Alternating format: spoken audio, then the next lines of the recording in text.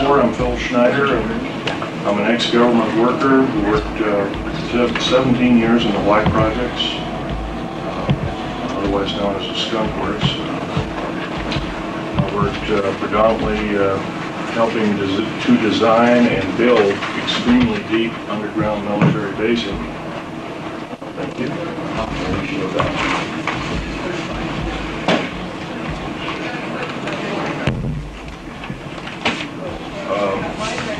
Give you a short overview of my background. I'm a structural engineer,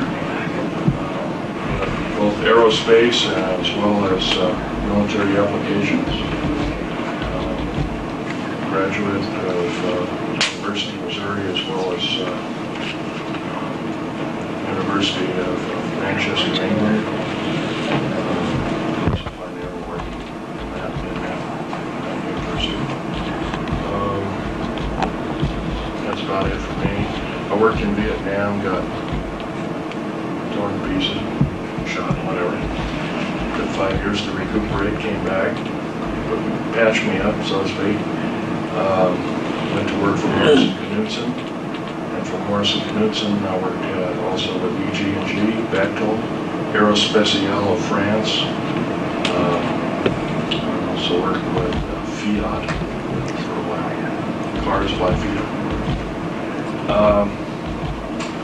I did a lot of work overseas, but predominantly my field was underground mountain basing, also submarine basing. I wrote several treatises on analyzing rock formations by grain structure, and this grain structure would yield a certain pattern, and that certain pattern could be used to analyze and chemically analyze and make special explosives that could be used to blast out large caverns underground, and even when there were caverns, you could still use shape charges to blast inert rock, although a lot of it was done by laser tunneling and drilling. I have a copy of a book here. I can't sell it, it's my only copy, but this fellow can corroborate with me. His name is Richard Souder, PhD. He can corroborate with me in regards to everything I'm talking about. Who is it by? Richard Souder, PhD. Here's another man that Okay, we need couldn't to find the room. You need to give him your ticket. I will. And all that. I guess I'll let you know that kind of the background of my father. My father was a German U-boat captain, responsible for the sinking of 141 Allied boats, and he got captured by the French, then turned over to 3rd Army, U.S., and then 3rd Army turned him over to Naval Intelligence, based out of Pensacola, Florida at the time. He later went to work also in Navy Black Projects. Maybe that's where I started, but it just worked out that way, I guess. Anyway, he worked for naval operations. He worked on the infamous Philadelphia experiment. He was involved heavily with that. In fact, I have some of his original notes. Get it here.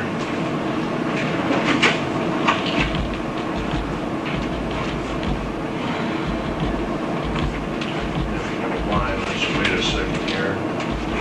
Thought I included them, but I guess I didn't. Strange, they were right here, too.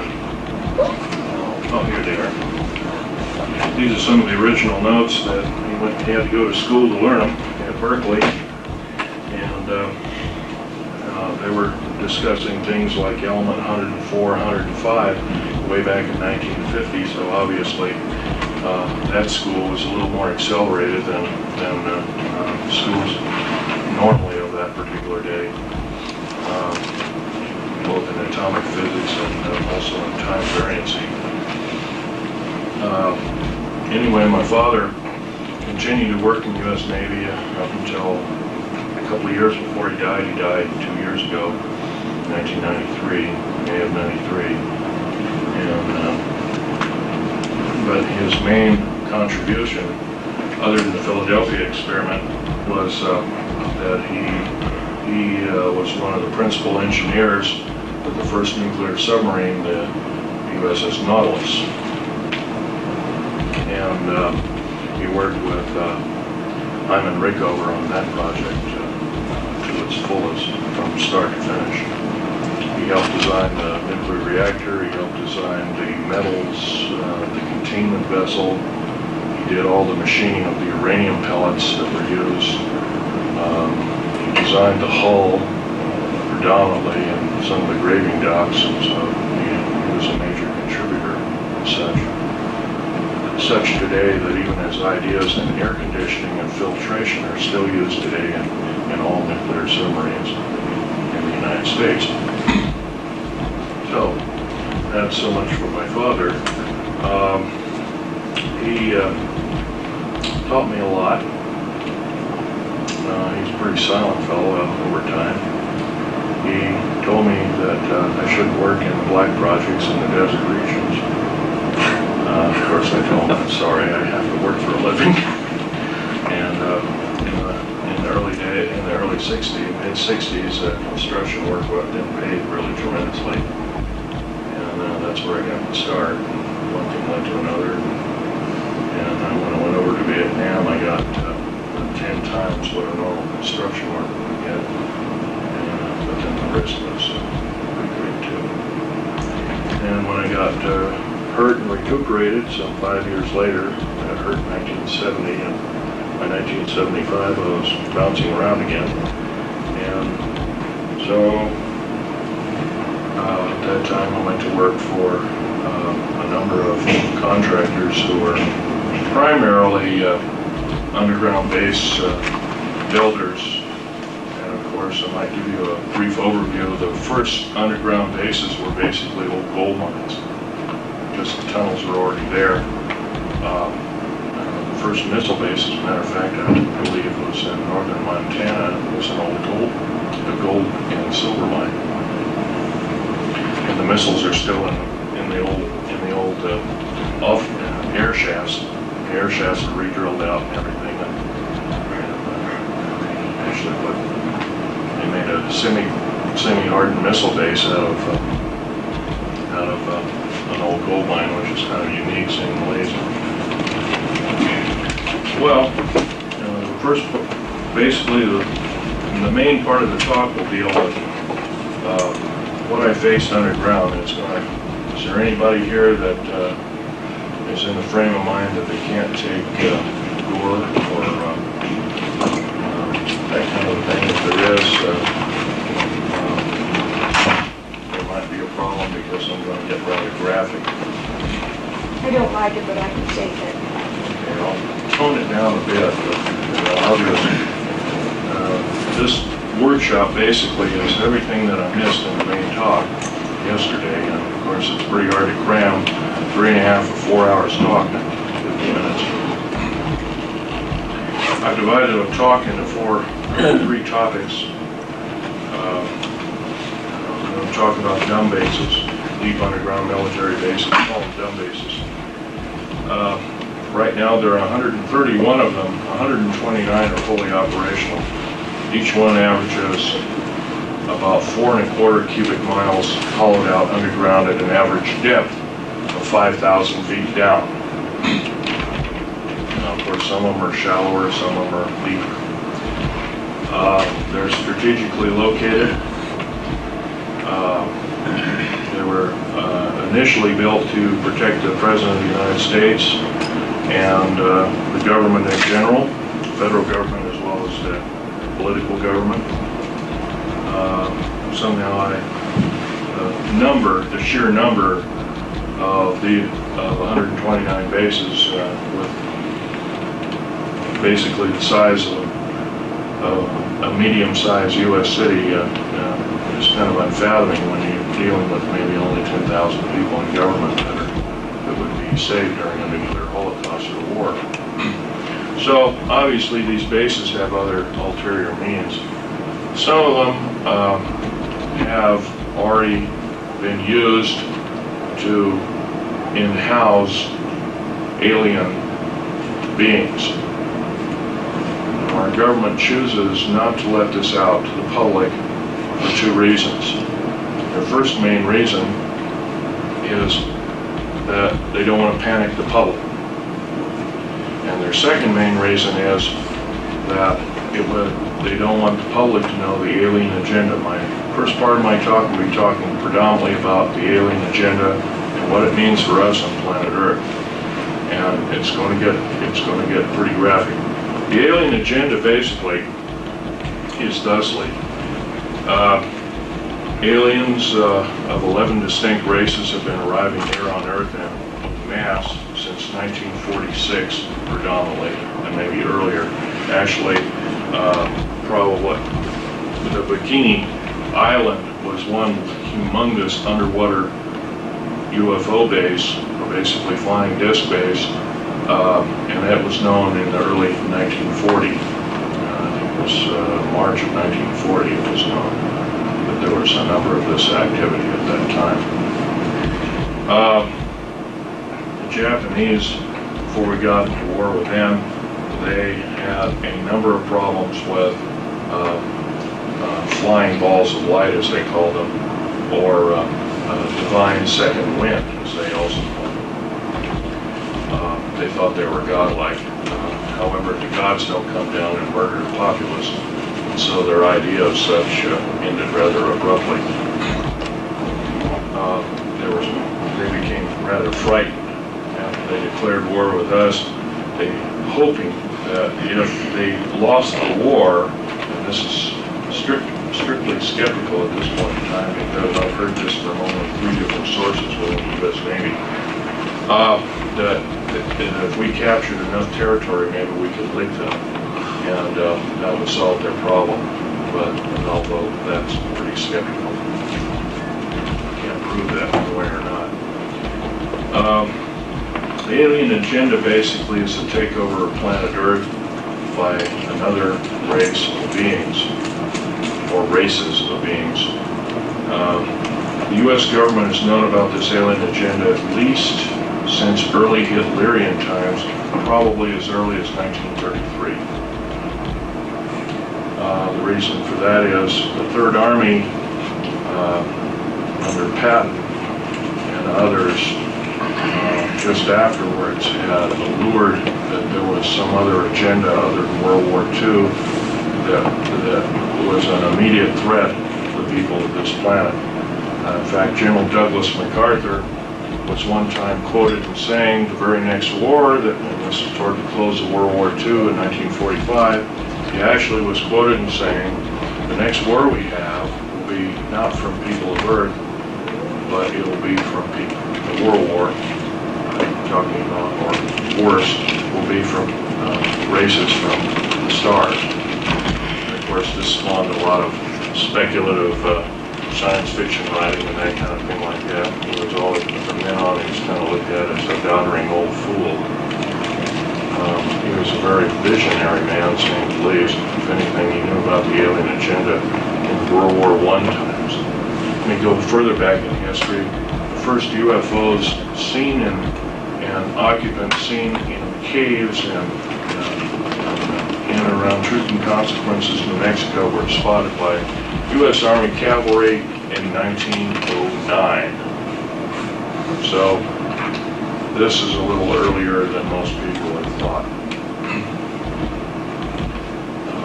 Supposedly U.S. cavalry had come across they were chasing some bandits, and they chased them in this area, and there was these caves, and they were rather highly infested with aliens and what they called a silver wing. They didn't know what like. All that was around were very primitive aircraft, and of course there was balloons, and that was about it. 1909 was pretty far back in time. Anyway, the alien agenda means, as far as anything goes. As far as the government is concerned, it is the worst scenario they could ever face. Because it involves not only having to tell the public major lies and innuendo all the time, and keeping the public out of their face. Slowly it's breaking down, and I'm helping do that because I remember my forefather of this country, George Washington, one time saying, "An uninformed populace is a populace devoted to slavery." And so one must consider that if we become uninformed and we ourselves have to take up battle against this kind of a scourge, if we're uninformed, then we're defeated already. So I'm not here to panic anybody or start a panic, but I feel that by lying to the American public, this is not the American way. And we need to do something about that. As a matter of fact, as I'm talking, we need to also be talking and doing our homework regarding that. And there's a lot of people who say, well, I don't have the time. You can take 20 minutes a day, can't you? And we can go from there. You'd be surprised what word of mouth is after you found out one little truth, another, and pretty soon it becomes a snowball. But back to the alien agenda. Throughout almost half of the deep underground military bases in the United States, the 62 of them, of the 131, actually the 129 that are fully operational, the other two are under construction. 62 of these bases are housing both the tall gray as well as the short gray alien, and all of their craft, and of course our government, especially the U.S. Air Force and the U.S. Navy predominantly, are trying to break this their technology down into usable technology for our own self. Case in point is this particular scenario. The F-117A and the B-2 bomber, maybe the Aurora, although that's not an accurate rendition of what it looks like. The airframes are predominantly made of alien metals beyond element 109, and metal composites, some of the skins of which are composed of rubber and carbon fiber. And the airframes are composed of complex carbon fibers mixed with elements such as marinite, which is element 123, which is extremely stable. You seen that big?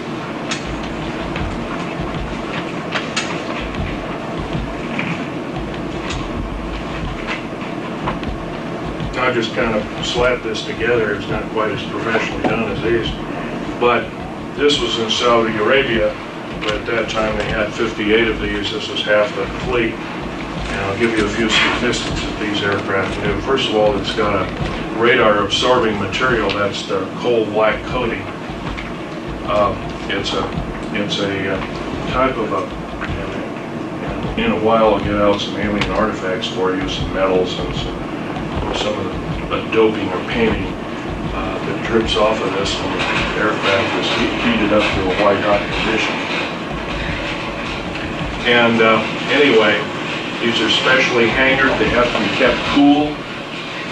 They have to be kept at a temperature of 60 degrees roughly when they're not moving. There's faceting on the edges. The faceting is a scalenohedral crystalline form.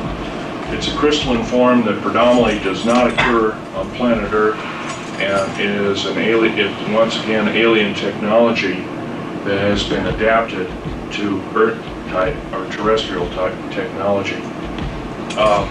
These ideas were first thought of in Soviet Russia, and later they were adapted. They couldn't use that particular kind of thing in the early 70s, and so one of their scientists defected, came over here and started to work immediately with Lockheed. His name was Suvokov, I believe was his name. Anatoly Suvokov, Alexei Suvokov. This fellow was also a pioneer and such. His name was Paul Benowitz. He was going to go public with the UFO and the alien agenda thing. He was a CIA pilot. He was also with the U.S. Air Force. Of course, they couldn't let that happen, and so they stuffed him in the trunk of a car one night, took him off to a mental institution, and made him into a mental vegetable. He can't even write his own name today. If it wasn't for a brother who spent $1 million and a sister looking for him, he'd probably still been rotting away in some institution somewhere.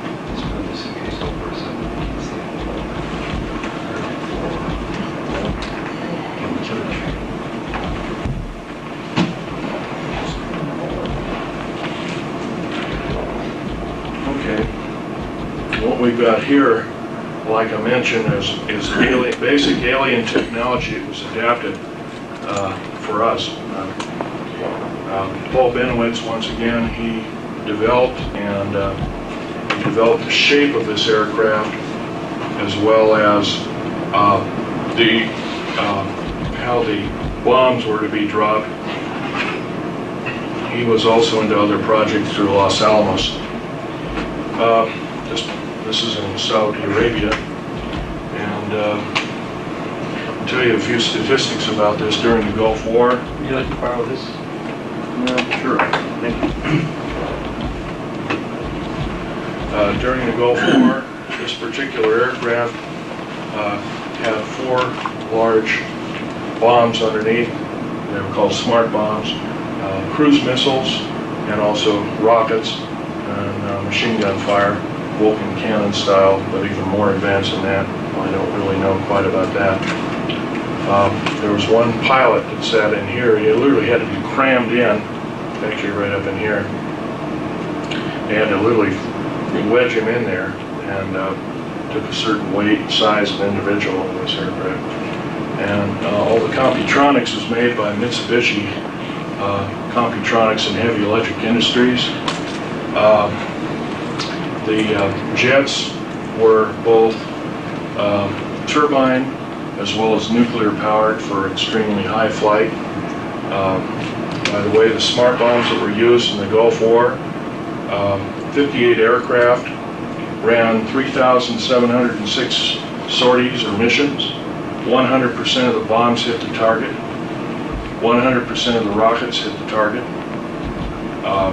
Shot up, completely destroyed the Iraqi air defense systems. It was a 100% system. Only one aircraft suffered one small hit, or actually where a missile just barely missed it, and it just chipped out part of that, but the aircraft was able to make it home. It was a minor repair. The aircraft's back in service. But anyway, now there's some 179 of these built. They're building about one every other month, thereabout. They're a $208 million aircraft, while this one here is about a $188 million aircraft, and it's fraught with problems. Although recently, the F-117A, Black Jet as they're known as, originally housed at Nellis Air Force Base, Tonopah Test Range, S4, Groom Lake, you name it. These aircraft employed a 3-dimensional radar. Everybody else's radar was 2-dimensional. The Black Jets employed a 3-dimensional radar, which was far superior. And Computronics too also had a Cray system to analyze bombing targets, and it was also the first aircraft where the pilot wore a helmet. It's called psychoenergetic range finding. It's a copy from the Russian technology, Soviet-Russian technology, where a pilot can think in his own language and arm his weapons and pick his target from his computer. It's still employed in a 2nd and 3rd generation. It's extremely accurate and it cannot be faked. In other words, if another pilot decides to commit sabotage and jump in the cockpit, the plane won't plane won't even begin to run, let alone any of the missiles firing or anything else. So it's kind of a unique system. It's kind of like the signature gun, and of course we've heard about those in different movies and whatnot. Now we have the Aurora, which is a trans-atmospheric vehicle, and the Aurora, there's 4 of them currently being tested. I know it's being refuted too by a couple of local gun shows before my lecture. He says, well, the Aurora doesn't exist, Phil, you know that. I said, well, really? I says, well, I guess you don't think this exists either. And that was a picture, that was this map. He said, no, that doesn't exist either. And I said, really? Interesting. I suggest you have a seat and learn something. But they have one surpassing the Aurora now. Yes, there are 2 other prototypes that are small space shuttles capable of speeds in excess of 40,000 miles an hour. And plus, we also employ 29 prototypes of flying saucer and are successful in piloting those at up to 90,000 miles an hour in the atmosphere without burning up. That's doing something, because when you push, you go beyond Mach 3, actually beyond Mach 2.7, you ionize the air around it, and you cause the elements of the air to actually catch fire, and you need a force field around that system to exceed Mach 3 or Mach 4 without burning up, because you'll be as hot as a glowing meteorite coming in at about 30 or 40,000 degrees. Anyway, the Aurora, there's 4 of them flying. They fly day and night. They have 12 people in it as a crew. They can have a skeleton crew of as few as 6. They can basically leave Tonopah Test Range at 7 o'clock in the morning, do a complete loop around Russia and China, take all the pictures. They're predominantly a spy plane. They can take pictures, come back for lunch. That's how rapid it is. They attain from basically zero. Once again, this aircraft, and this aircraft are anti-lifting bodies. They are not conventional winged aircraft. A flying saucer theoretically is a circular wing. These are not. These are anti-lifting bodies. In other words, it takes an incredible amount of speed before they're able to take off. This is once again, this is all part of the one world government type system. I try to stay away from the political end, but it's kind of like the one world government system. Take over the planet, and hopefully we don't have to tell the people of the planet what the alien agenda is. The alien agenda is what probably never meant, the aliens never meant that we were going to alter the bargain, but the aliens were the ones back in 1954 who cut a treaty with us saying that, well, we'll give you a list of the people that we implant and the cattle we mutilate, and we'll give you the reason why and everything. Of course, that never happened. And they kept altering the bargain until finally in 1979 in Dulce, New Mexico, I was involved in that operation. We had gone down there to build an auxiliary base in the southern end of Dulce, New Mexico, already existing base on Archuleta Mesa.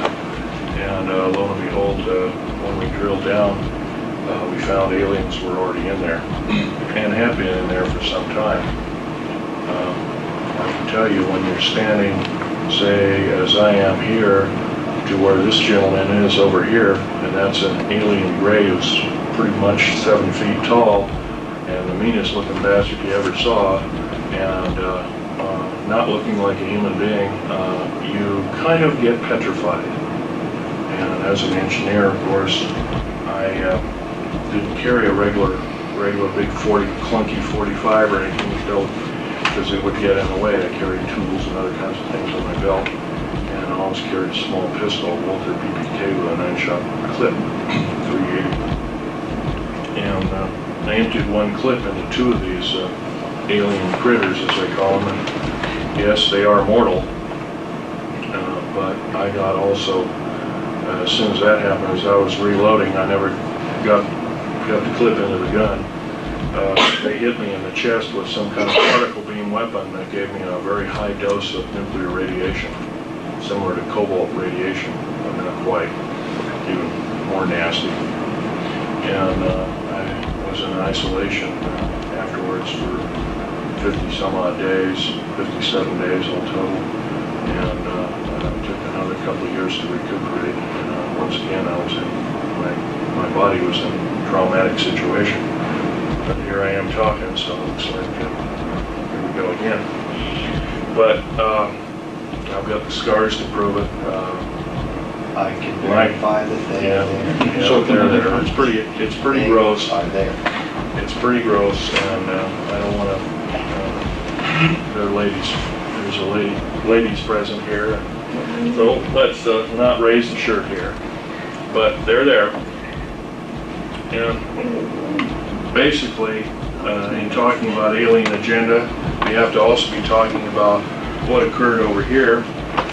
This is the Bikini Atoll test. Now here we have an actual extremely large, in quote, mothership right at the point of neutron flash cloud. That's like 2 or 3 10,000ths of a second after the initial blast. And of course, the date of this was 12 July 1946. As we all remember, if we read our history on UFOs and how they started, it wasn't really known. As a matter of fact, after Roswell, we remember that there was a Senate hearing and a House of Representatives hearing, a closed-door session hearing, but a little bit leaked out in the public, and it stated that the government knew nothing about UFOs prior to that time. And these pictures, these different pictures with UFOs actually in the pictures, actually with the original language, show that, I'm sorry about that, actually show that the government lied to the Congress of the United States. They knew full well what was going on at least a year prior. Of course, I believe the Roswell incident was 2nd of July of 1947. This occurred, of course, 2nd of July. I think the earliest A-bomb blast, 12th July, 12 July 1946, almost a full year before they were supposed to know anything. And here we have these streaks, and these are the classic discs that have all been pictured like this. Kind of look like the Top Hat series, as I call it. And of course, they're kind of a coal black kind of thing. Of course, some of them have a radiant, atomic propulsion systems underneath it. Those streaks have all been confirmed as being just that. They're a Type 3A flying disc. And we have these small white dots. White dots. By the way, these guys here are receding from the ocean, taking the trajectory. They're getting out of there in the worst way. They'll probably not make it because of the radiation factor, but they're exceeding at speeds in excess of 13,000 miles an hour, and the white dots are exceeding 30,000 miles an hour as they're leaving, and they have actually changed the color. They've almost gone out of scope, and you're seeing a photograph, very rapid photograph of a blurred image. Some of the photographs go from a black splash or dash to this white dot system, and then they go out of scope of what we call visual reality. And that takes some tremendous speed to do that. In this particular overview shot, which is an extremely rare photograph of an atomic blast, as far as I know, this is the only one ever shown to the public of an overview of any kind. There are small dots and dashes, basically, as I'd say, and these are old garbage scows and ships and whatnot that they put in harm's way to see what the reaction would be of an atomic blast. And I'm sure the atomic testing was conducted predominantly in case we had to be prepared in using atomic warfare to fight alien influence, and they needed a cover story, so this was the Russians and the Cold War and everything was just a perfect cover story. Although it later became more than a cover story, as we all know. These particular photographs also show small dots and dashes, as I would say, and all of them have been confirmed. Now this black system here in the atomic cloud is actually time being ripped up, of course the atmosphere and the clouds and everything, and then time being warped by the initial blast itself, and that's by neutrinos going through and ionizing space, ionizing the atmosphere and whatnot, but exceeding the speed of light, so you produce an antimatter background and you get total blackness. And of course here we have another UFO similar to these here. But once again, we haven't been told the truth on any of this. We've been right here, also in this picture, in the bombing of Hiroshima and Nagasaki. This is of Nagasaki. Down at the bottom, we see the characteristic human face, which is typical of all A-bomb explosions over populated areas. You will always find a human face at the bottom of the mushroom cloud. Now, nobody really knows if this is just by coincidence or the makeup of the cloud or whatever. But these little dots and dashes, these white dots and dashes, are receding at better than 30,000 miles per hour, and they're UFOs leaving the scene. Japan was infested with them. Their Navy had counted better part of 2 million of them toward the closing end of World War II. Once again, it's all part of an alien attack of planet Earth. It's been going on steadily since World War II era. It's still going on, only now is subverted into large groups of human beings being actually abducted and implanted, and that's according to the Roper report, which is part of the Remington Rand Corporation, who did the reporting, the Bigelow Holding Company.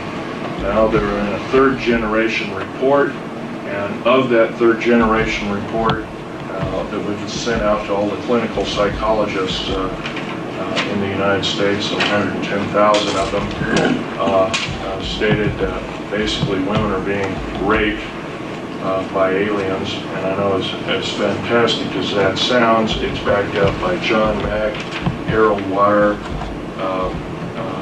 who's an MD as well as a clinical person. John Mack is the most famous, but there's some 90 concerned psychiatric scientists who are trying to form an organization to prevent secrecy on the subject, because they have mentioned this as nothing but government-sponsored rape. And 99.3% are women, 0.7 or 0.7% are men that are abducted, implanted. So it's predominantly a female type monitoring system. So once again, the alien agenda is to disturb the natural progress of the human race, and two alien agenda means. And of course, there's another thing to mention: any outer space alien, regardless of who they are, how benevolent or how evil they are, they're a biological hazard, because we have no defense against their germs. Absolutely none. In fact, they can kill us just by being around. I developed something like jungle rot. I still got it on my feet and on my back, and because of the Dulce, New Mexico thing, I get free hospitalization for the rest of my life. In fact, I'm a good guinea pig, I guess. But theoretically, that's from being around inside that cave at that particular time. That's the first time I've told any of you people that, but that's basically what it's all about.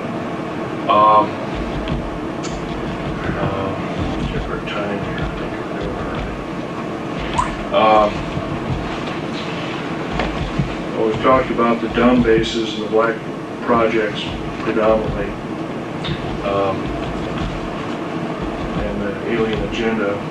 I would like to stick to another subject. It's called Strategic Defense Initiative. Of course, this could very easily be, as mentioned by my late friend Ronald Lee Rummel, who was murdered, incidentally, by the 3 people who conspired to kill him. One person did the killing.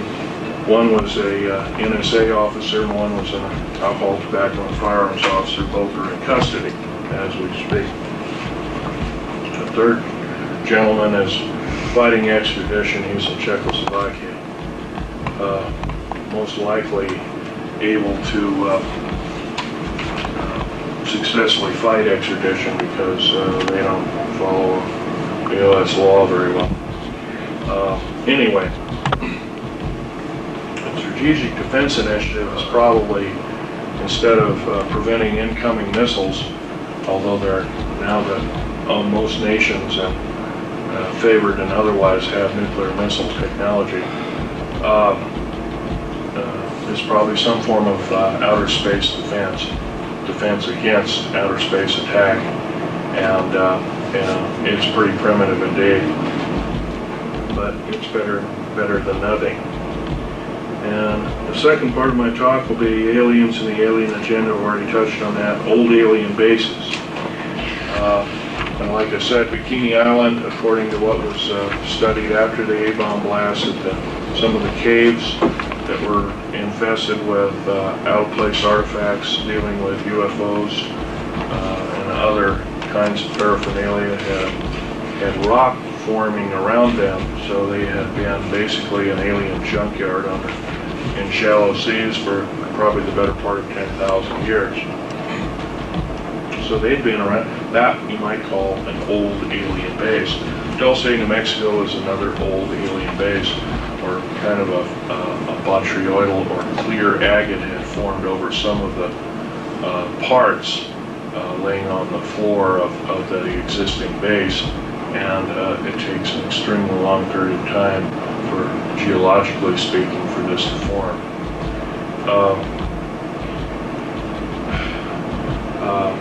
The aliens have probably been here the better part of at least 500,000 and maybe as much as several million years, although I have artifacts here which show artifacts that, like a small turbine-looking device sitting in 220 million year old fossil coral, and I also have alien metals which are present in other kinds of rock formations, including a piece of petrified wood where an insect had basically burrowed a hole around one of its limbs, and then something had literally, like a laser, had literally sliced through it, but the cambium or the actual layers of the wood had bent as the beam burned its way through it. I've got that in here too, as well as an original piece of instantly petrified, looks like a garlic root that was found in and around Area 51. And this particular piece of garlic type plant was instantly petrified. It contains the same exact chemical structure of the quartz crystal, and the quartz crystal only grows in a certain left-handed crystal pattern, and that same pattern is extant on fossil, instantly petrified or fossilized plant life of Hiroshima and Nagasaki. It's identical, chemically identical. So, anyway, the next part of this, second part of the talk, are treaties. Basically, there were 4 distinct treaties made through the United States government from the alien encounter. The first one was in 1944. The second one was 1954. The third one was 1962. And the fourth one was 1979.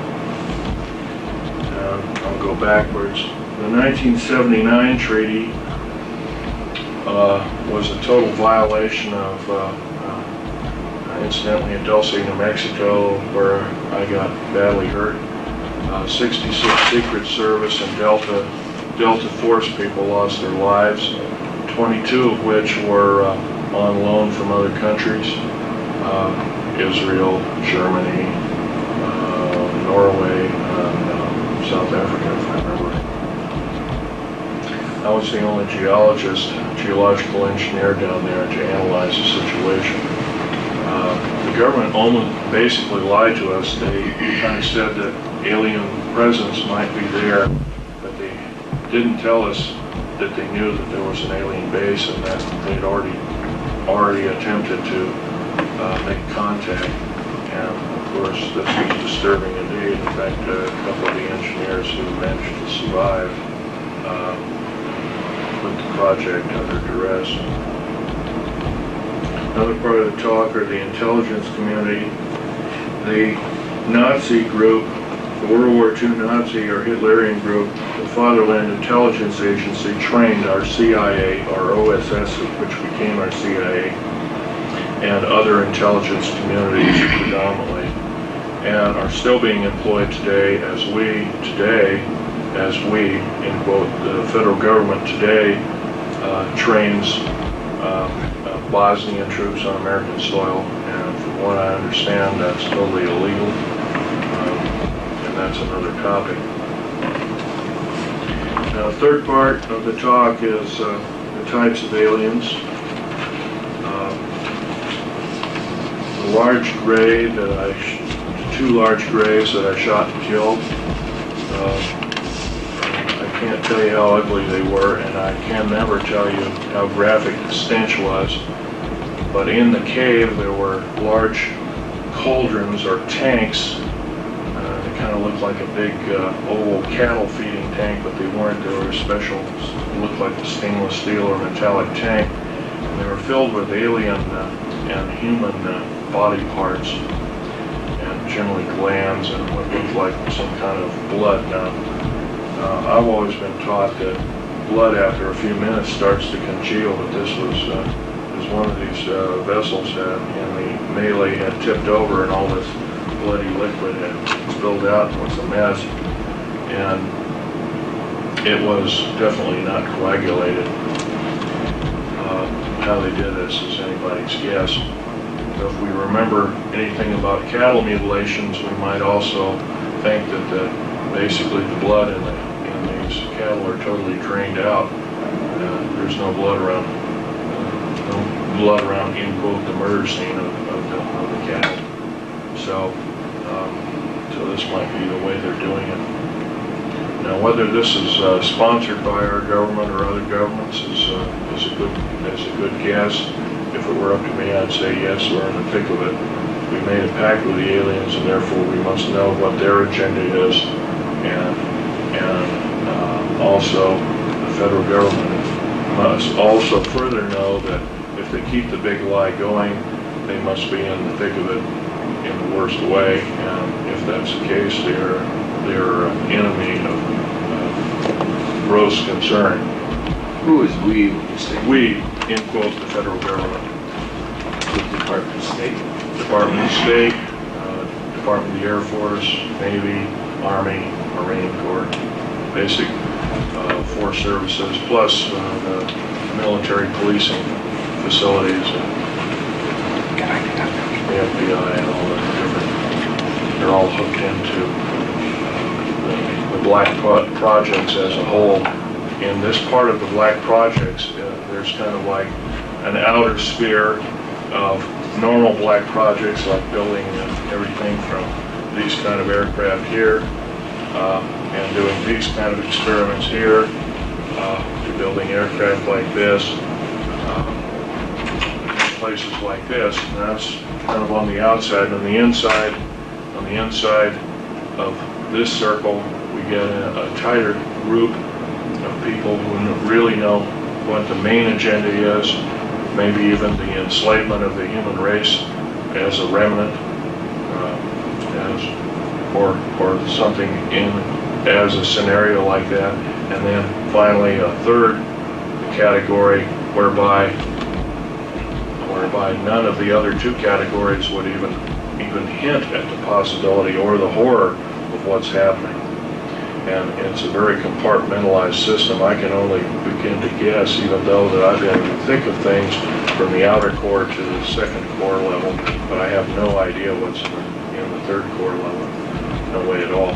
And because it's so complicated, I've heard some of this run by me. It's so fantastic. It makes a Star Wars or a movie or a Star Trek novel, Babylon 5 novel look like a kid's toy. I mean, it's too fantastic for me to believe. So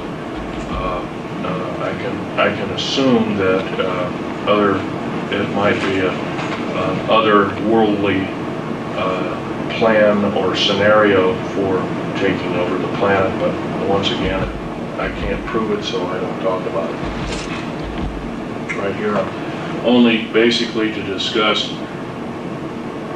basically what I know of the alien agenda and through deep underground military basing and the application that I did during this kind of activity for the U.S. government.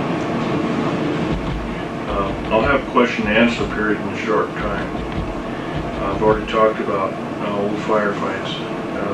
I will tell you right now, I'm breaking major federal law. I'm breaking my entire security oath system. Security oaths, in fact, here's a copy of my 1985 security clearance. You might zoom in on that if you care to. Can you do that? Yeah. Tell me when. Okay. And of course, it's got a picture of me. It's got Department of the Air Force. It's got a control number here. It's got a digital control number and name here. It's got a UPC stripe here. It's got a level L. That was only issued to people that worked at Groom Lake and Area S4. And R, restricted zone R4808E. This is a computer chip camera in the card itself. You didn't wear the card like you wore another security card. This one wasn't worn. This was used to get you into the main gate. There was a large machine. I can't draw it. There was a large machine that looked like a kind of like a curved. The bottom part, you put the card in, and you put your thumbprint on. You're supposed to actually, some of them had two of them. I don't have a second thumb, so this one was made with one. There's normally two here, and the L for a normal person would be up through the UPC stripe. So there was one, and I put my thumb there on the bottom, and if it would flash green, I'd flick the switch, and then I'd insert the card in the second part of the control unit, and there'd be a thing that would hold my forehead, and I could block off my left eye, and I'd stick this thing up to my right eye and take a picture of my retina, and then if the green light went off, I could remove my card and I could leave it at the guard shack, and I'd wait for anywhere from 45 minutes to several hours waiting for the next shift to start. I'm breaking all my security oaths by coming out in the open and talking about this, because not only are we dealing with a kind of technology I believe that we should be out, that should be out in the public. It should, at least this kind of 50 and 60-year-old material should be out in the public. I feel that in coming clean, so to speak, I don't know quite how to explain it other than the fact that when I initially was told these underground bases were for security in case of nuclear attack in the United States, and it was a total lie. When I found out that aliens were actually entrenched in half of these bases, and these bases, by the way, cost a minimum of $17 billion apiece. The black budget garners $508 billion a year, $1.023 trillion every 2 years. That's 2-year-old information. It's probably more like 1.3 trillion now, which is about 1/4 of the gross national product of the United States it's no wonder why our economy is kind of up and down here and there.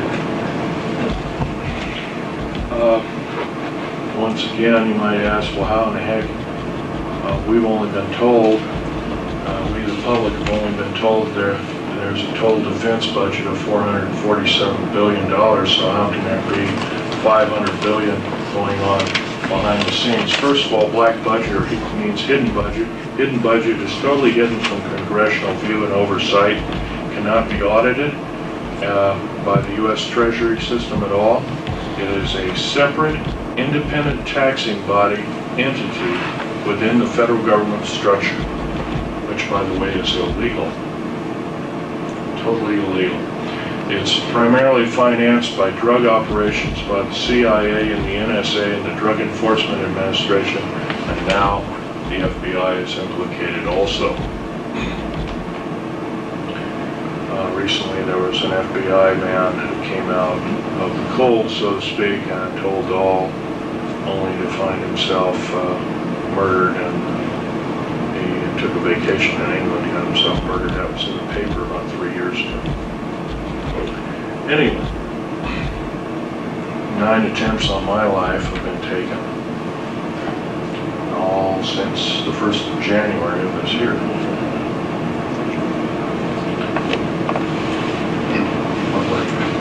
Well, I've been shot at, been run off the road. 3 times I've been run off the road, one of which is I'm a very good driver. I used to race cars for somewhat of a hobby type living.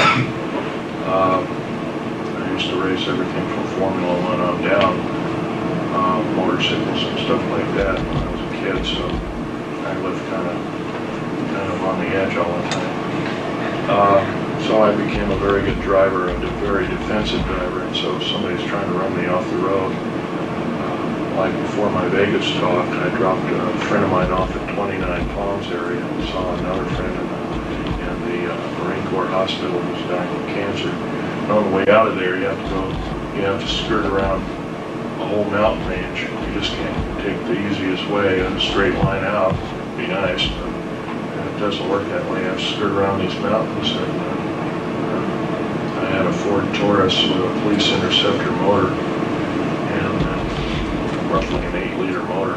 It's a real monster. And there were 2 long Ford E350 vans, and they all had Air Force markings on them. They all had guns, and they were all shooting, and they were missing. And I flew by them and took a picture of their, as a blur, I took a picture of them, got a very good picture of their license plates. And then they sped up and tried to squeeze me in this way, and then finally I just slid right in the middle of the road, and the road was just wide enough for basically one-way traffic. And one of them rolled over and kept going down for about 300 or 400 feet down a very steep ravine. The other one was a shallow ravine about 10 feet deep. And I just kind of peered over, unhooked my seatbelt, peered over, and there was a big fire started on down there. I could hear people screaming, but I'm sorry, it's their deal. I just kept on going. That was one way. Recently I got shot at when I was with a retired FBI agent. We were going to go to a Patriot talk show down near Salem, Oregon. And I got shot here, here, and here. It's what's called the CIA cocktail. I don't have normal ribs after Dulce, New Mexico fiasco, where my ribs were burnt, cauterized, my fingers are burnt off of me, etc. I have a plastic plate in here, a nylon plate that has bumps on it, looks like ribs and everything. So those bullets just kind of lodged in this thick, 5/8" thick plastic, movable plastic thing on the inside, and that was dug out. And once again, here I am recuperating from another problem, and all because I'm trying to bring the American public. And I love my country more than my life, otherwise I wouldn't be doing this for ridiculous route of things by coming clean, but I feel I have to because the American public has not only been lied to, but when I was asked to, by the intelligence community within the Air Force to continue my operations and black budget work, stealthy work, what would I think if they said that I would be betraying the American public? I told them to go fly it, go stuff it or whatever. I says I won't be a party to that. And I walked out of the room. And somebody tried to tell me to come back, and I says, out of my face, fella, you're on the ground. He would get out of my face and went on the ground. And I walked away, and from then on I made a decision. And I'll stick by it. And that's why I'm here talking. I also want to get a little political sided here, although I don't like to. Right now we have an out-of-touch, runaway federal government structure that really doesn't care about the way you and I feel.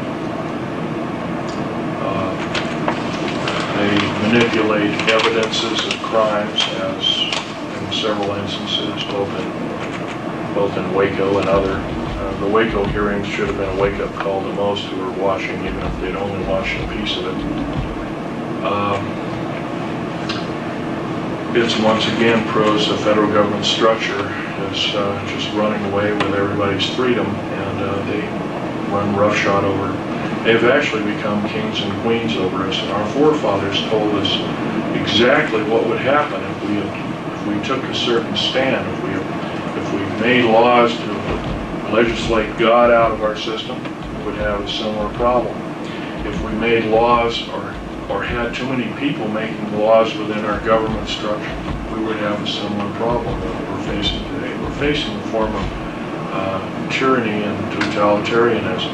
Incidentally, I might want to throw a few statistics by you, and it's quite provable in a number of talks given recently, both by the United Nations and others. The United Nations is entrenched in our country. They're training our troops on.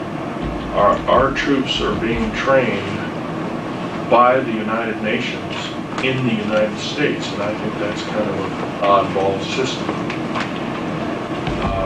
Russian troops are being trained on basically Montana and North Dakota and the northern tier states, Washington, upstate Washington, etc. There's a stockpiling of Russian tanks and hardware by the U.S. Army. For what purpose? Also, we have purchased at the cost of some $38 billion all the Russian nerve gas. Nerve gas is, their nerve gas is extremely long shelf life. We're destroying our own nerve gas, which has a relatively short shelf life of 15 years, but the Russian variety is extremely deadly, and also I'll tell you something else about that. The Russian nerve gas is composed primarily of glandular secretions, and they even mentioned that as they were downing flying saucers within their own country, they found a way of making chemical weapons from some of the alien cadavers and that kind of thing like that. So from some of the glandular excretions. So once again, biological weapons against the people of the United States. There have been other talks given by other people alluding to this, including Ted Gunderson, who's an ex-FBI agent, who's got tired of the federal government tromping on him, and another ex-astronaut by the name of James Groden, not the Groden of Alternative 3 book fame, but this is another Groden. A number of key government people have started coming out slowly, but unfortunately it's at a snail's pace. I'm the only one that ever worked and had a level 3 security clearance that came out from the cold, so to speak, and completely laid everything open to the American public, or any public. Something like this was tried in Britain and in France, but person got jailed. Incidentally, I can't be charged with espionage theoretically because according to our, including one person who said, oh, this place doesn't exist. Well, it's on an aerial map, kind of different. If it doesn't exist, then I'm just full of you-know-what, hype and hooey, so to speak, and I'm just crazy or something like that, and so be it. And if it doesn't exist, it doesn't exist. And how can I be charged with a crime on something that doesn't exist? Another thing is that to be guilty of espionage, you have to sell for dollars or cents or some form of monetary gain the information that you impart. I'm not doing that in any way, shape, or form. The talk, the lecture, isn't counted. It's actual exchange of money by another individual for the information, for the proscribed information. Well, I'm going to be getting out a few alien artifacts here and let you take a look, and you're welcome to kind of stretch your legs a little bit and peek.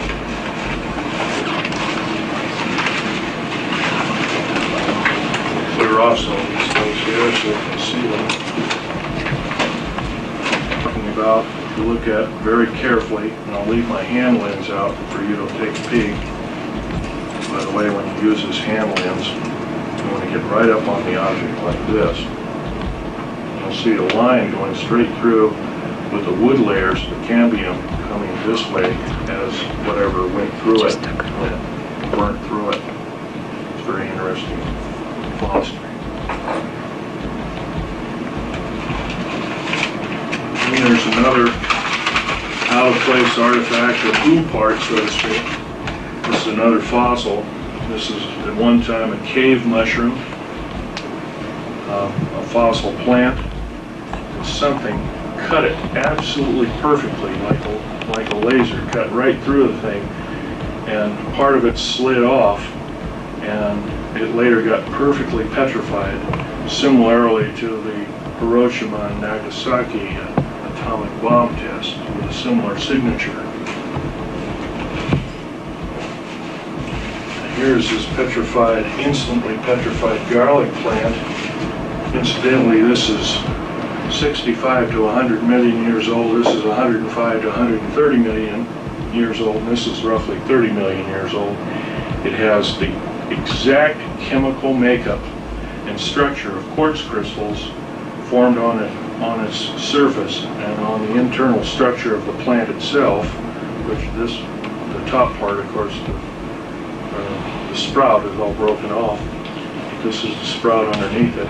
And the quartz crystals are identical to material found at Hiroshima and Nagasaki after the TduPsMYF0ig bomb.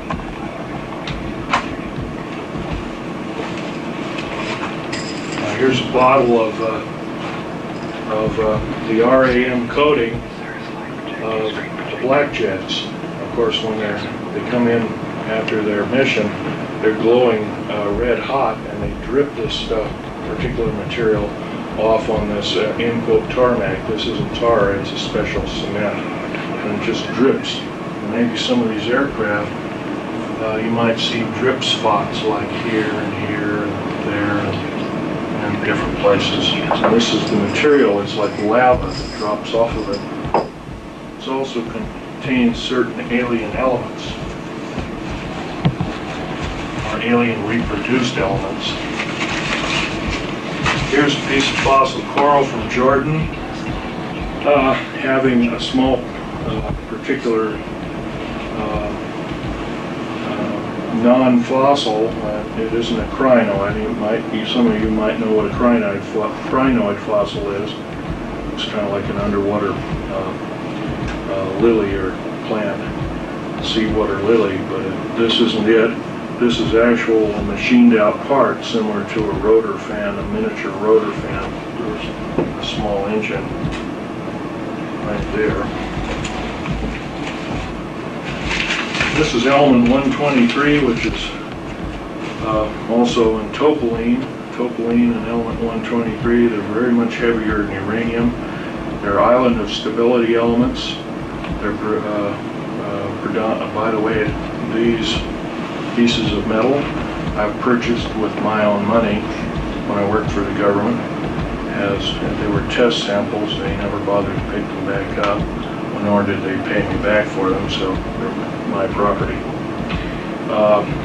But it's a golden orange metal. The pure metal is pure golden orange, and like lead, you can just carve it. It's a very peculiar metal indeed. Totally stable, cannot be isotoped. Element 123 with an atomic weight of about 320, and here it is. It's almost twice the weight of uranium. Where did that come from, Phil? That was formed down at Dulce, New Mexico, and also there were scrap heaps and scrap piles of it in and around Tonopah Test Range, which is right here. Tonopah Test Range is actually above Groom Lake. It's actually, Is that metal from our soil? Is it metal from our soil? no, this is an alien. This is two alien elements. And here, if I might show you, Highest the brick lamp was 108. Highest the brick lamp was about 108. I thought I had some. Yeah, here we go. A few years ago. This periodic chart was developed by a number of scientists anonymously, don't want their name revealed. Of course, all we're familiar with is element 103, and that's been around for a long time. And a couple of these are made in Russia. These that don't have any name, they're very short-lived indeed. Element 109 to 110 also, but after, from 111 to 140, these are all elements that were garnered off of alien attack vehicles or alien spaceships or flying saucers when they were taken apart. Now, topaline is here, element 117, and element 123 is myrnite. It's a combination of both those for an extremely hard substance capable of withstanding temperatures in excess of 9,500 degrees Fahrenheit to as much as 14,000 degrees Fahrenheit.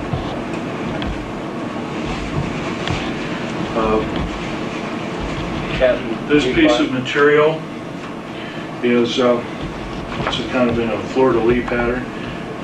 This kind of material is lighter than lithium. Of course, lithium is number 3. Might want to point out it's number 3 on the scale. It's a terrestrial element, but this is somewhere between 2 and 3, between helium and lithium. It also is an alien element.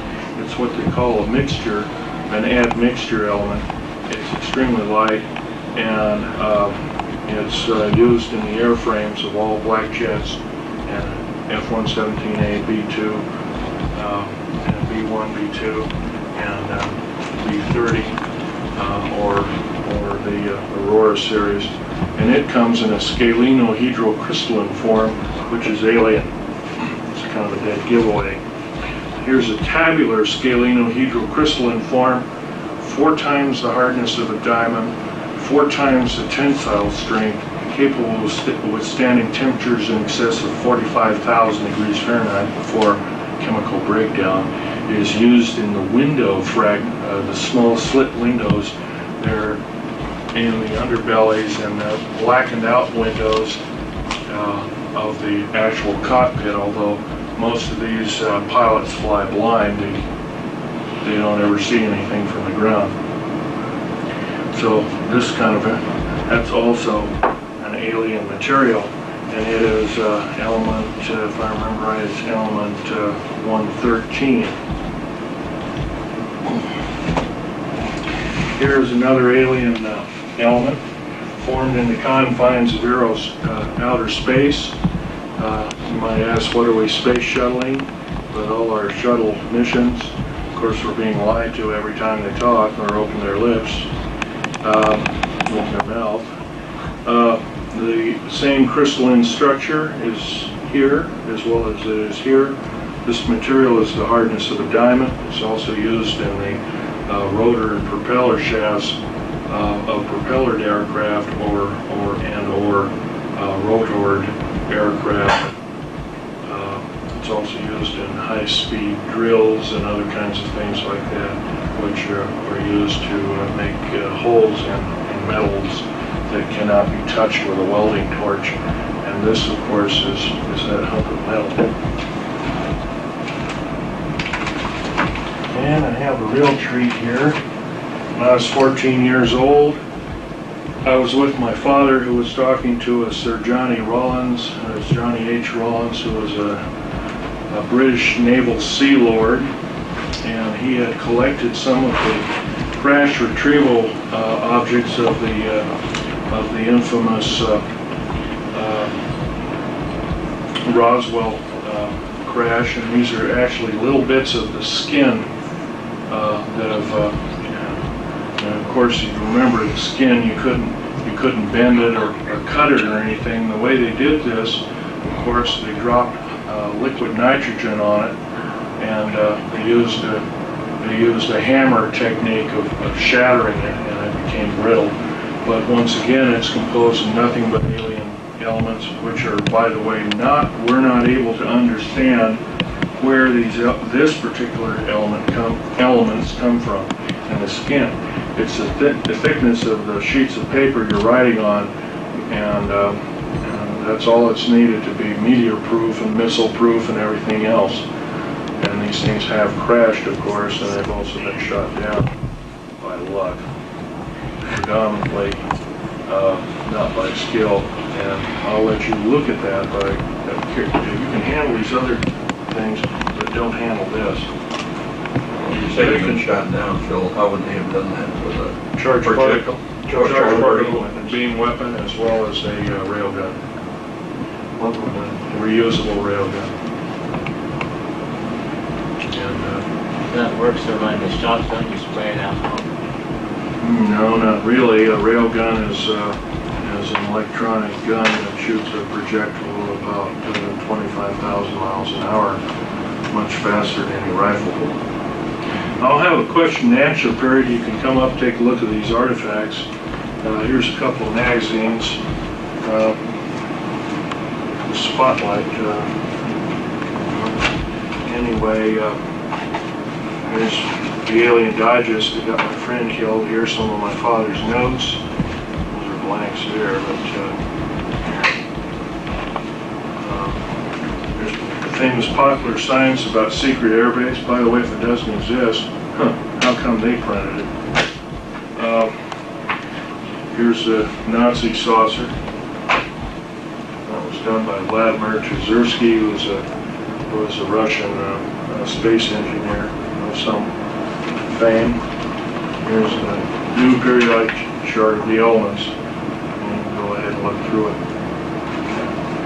Incidentally, here is a unique piece of hardware too. It's an ordinary gold watch. The only thing unique about this particular gold watch is that it's a Waltham, but on the back, on the reverse, it's made in Montauk, New York. It just happened to be used by my dad in the Philadelphia experiment. And it happens to be keeping a rather accurate time. Anyway, I need a seat, and I'll let you look. Can we get one of those periodic types? Actually, the heaviest is the Mernite, that kind of gold-looking material. Be very gentle with these. These aren't normal specimens. And one person handling one piece at a time. Can we get a periodic chart like that? Do some of those? Yes, I do. These are $4 a piece. Okay, I'll take one. And a year ago, these were secret. Above top secret. By the way, here's your. Okay. Thank you very much. Let's see what this over here for you. They want to see the skin of the ship. After we take a look, and ask you to take your seat, and we'll have a question and answer period, and then I'll wrap it up. Okay.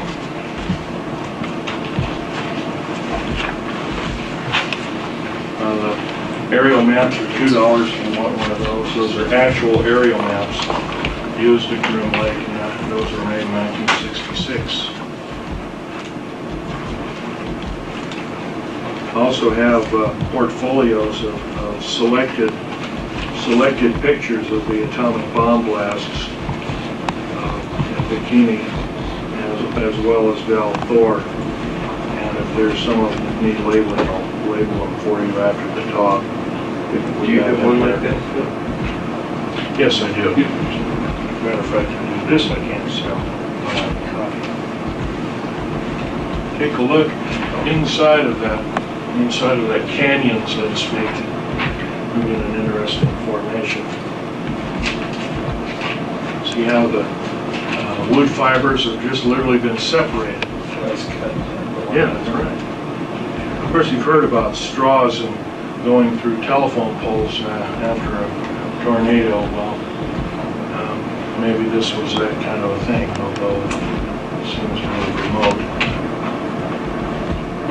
Are those $20? Yeah, these are $20, and they're a select group. Is this in there too? Well, I'll tell you what, I'll just throw this in. How about that?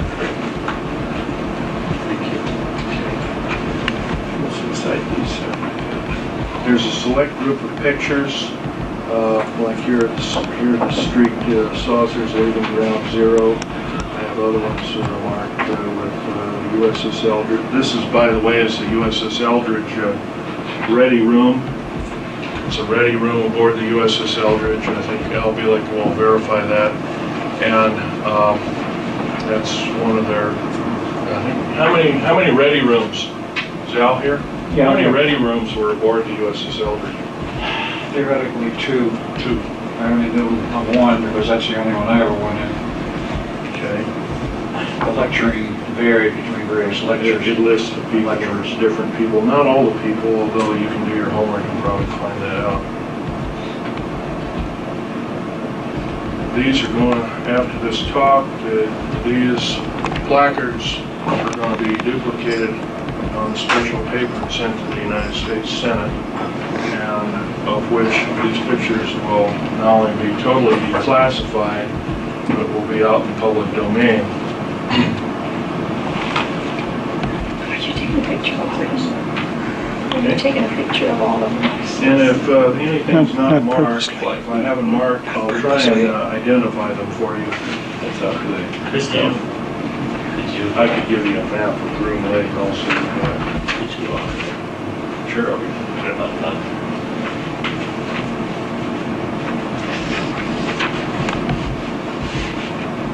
Again, doesn't work.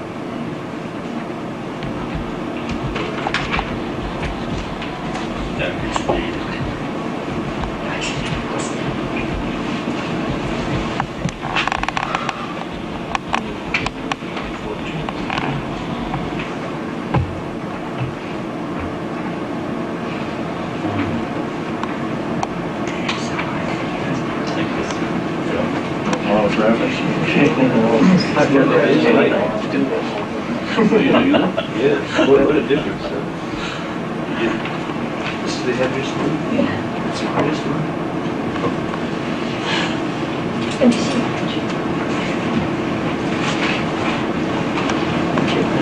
What you say, $300. That's not the only thing I've purchased here from there. Where are we?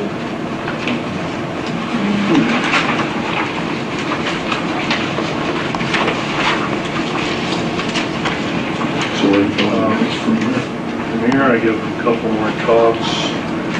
I am uprooting myself. I'm probably going to live in Idaho. Want to go through a boat? No, I don't think so. Really don't get along. Really isn't here. Shame, I kind of like the guy actually. This is the stuff that drips off of the stuff? Yep, it is. And what is that called? It's called RAM. I call them the fellow who sent them to me as Aurora drops.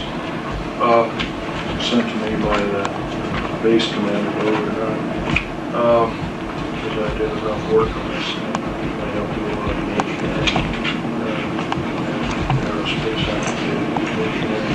Anyway, radar absorbent material.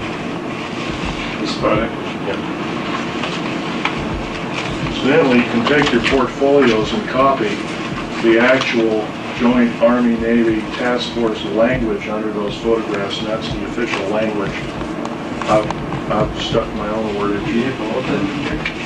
Hmm? You don't have all that in there. Yes, well, I don't have all of them, but there's a select group. We can look through it and see the different ones that are selected.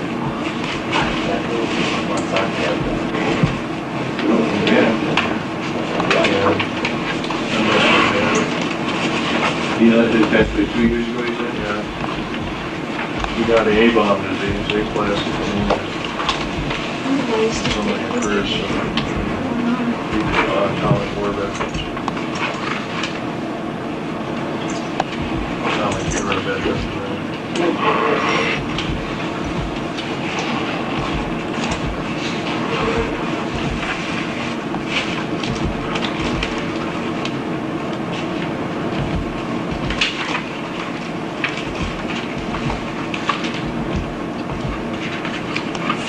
Pardon me, but I'm gonna take a seat. My back and my chest still hurts. You want us to wait to ask questions? No, actually, we'll continue to look when these people write down the names of the, and we'll start the Q&A here in about 10 minutes, 5 minutes, if you don't mind. Okay. Will you leave those out? I don't want them to video. I think you'll have to sign up for the video and you may have to... I said I don't want to be in the video, but I want to see them. Oh, okay. Did you hear the lady? She doesn't want to be in the video, but she'd like to look at those. Go ahead. So when she's up here, will you shut your camera off? I don't, Which one is this, right there? No, I mean, which event is this? Right here, this one. Flying disc leaving ground zero, Joint Army, Navy Task Force on photograph. Whatever you suppose you want.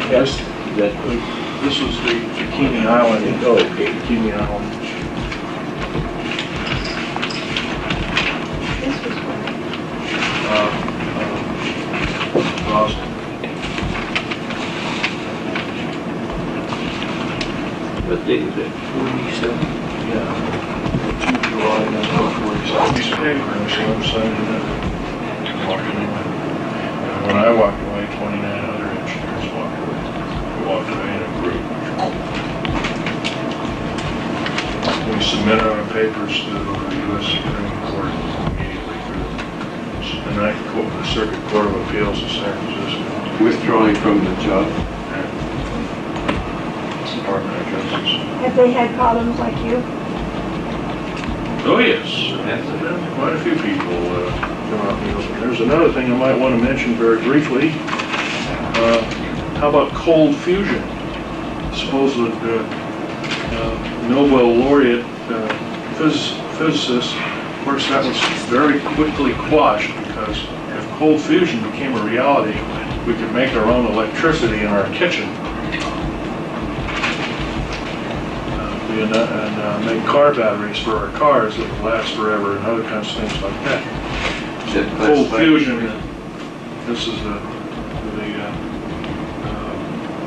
chemical formula for the metal oxide used in cold fusion, which is very similar to the metal oxides in alien elements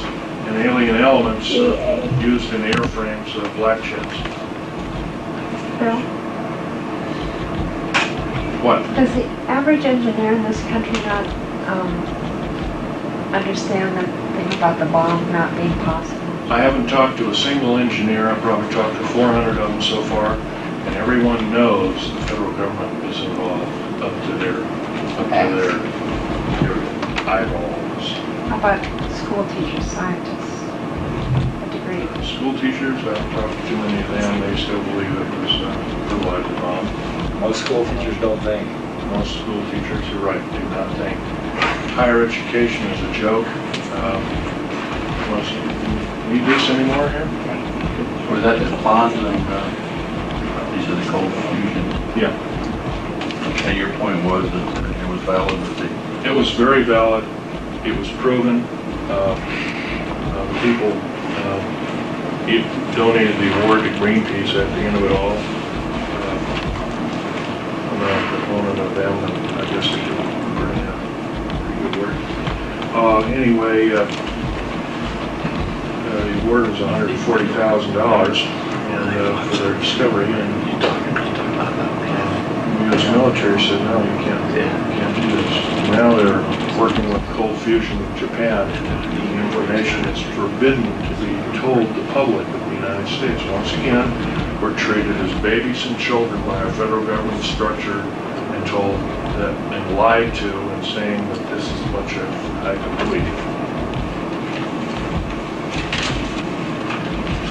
I'll tell you folks, if we don't do some serious changing and talking in groups, maybe in small groups like I'm doing, but maybe not coming, have to come clean and come out of the woodwork, so to speak. But you have to talk in groups of what you learn. And if you do this, word of mouth is a wonderful thing.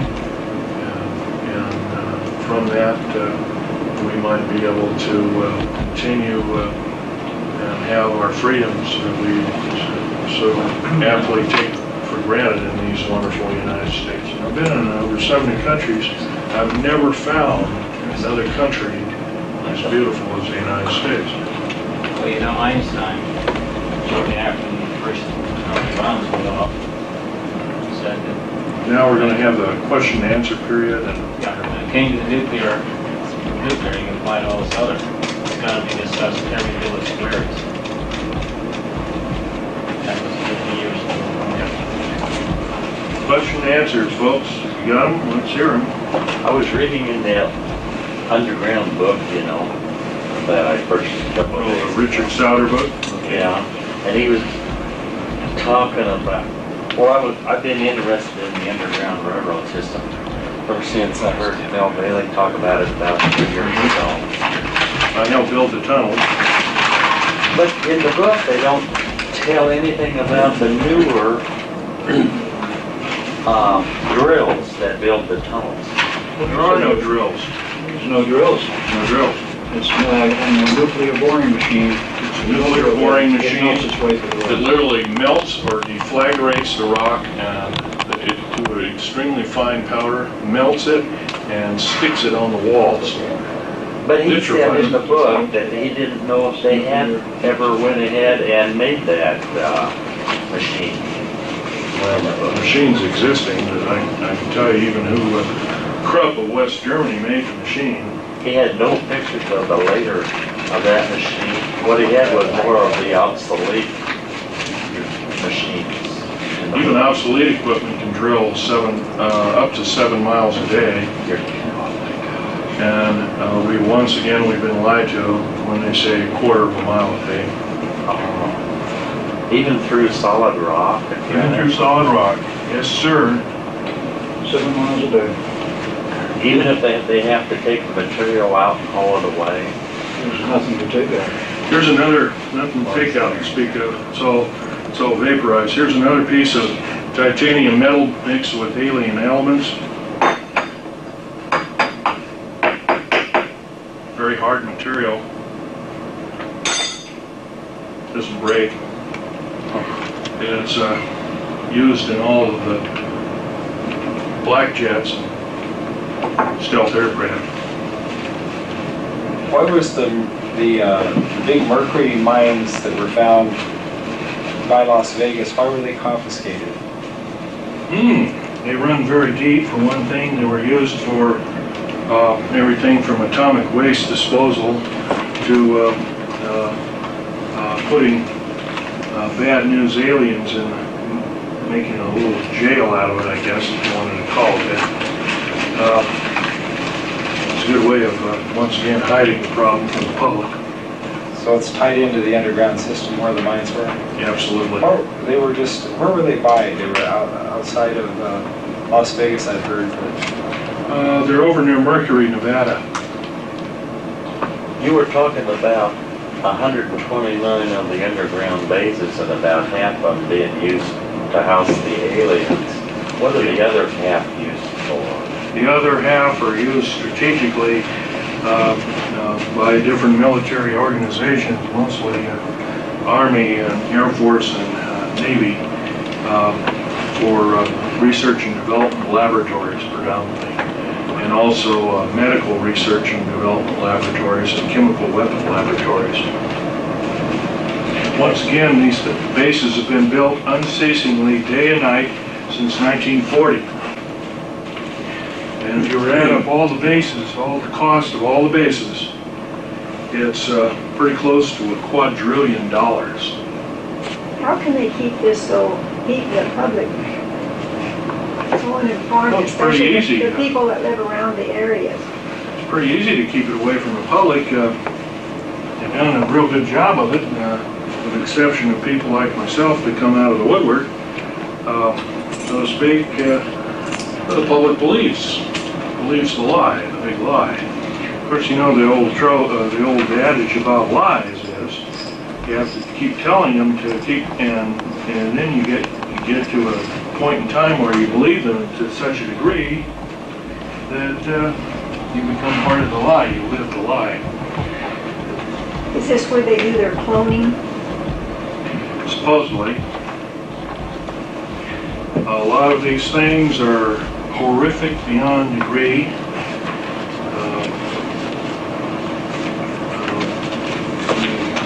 Traumatic events that I went through caused me to get professionally taken care of at Bethesda Naval Hospital, among other places. And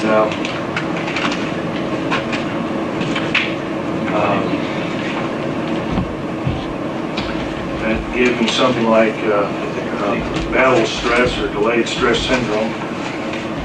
I learned to slowly work my way out of that.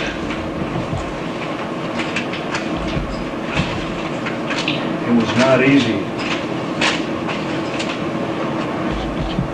What's going on in Weld County, Colorado with them having a lot of changes and also having the most cattle mutilations in the whole world? Cattle mutilations are government-sponsored alien operations and have been since they were first started in 1967. Actually, they were probably going on much earlier. And the upshot of that was the glandulars, we allow the aliens to extract glandular secretions from animals, mixing them with their own. In exchange, we'll give them plutonium products for their drive, for their spaceship drives, among making alien elements for them, and they give us the biological weapons. Isn't that a nice, horrible scenario? This kind of stuff is bad news indeed. By the way, being a U.S. citizen in good standing, I can't stand it anymore. I think we can do better. And if our government officials will not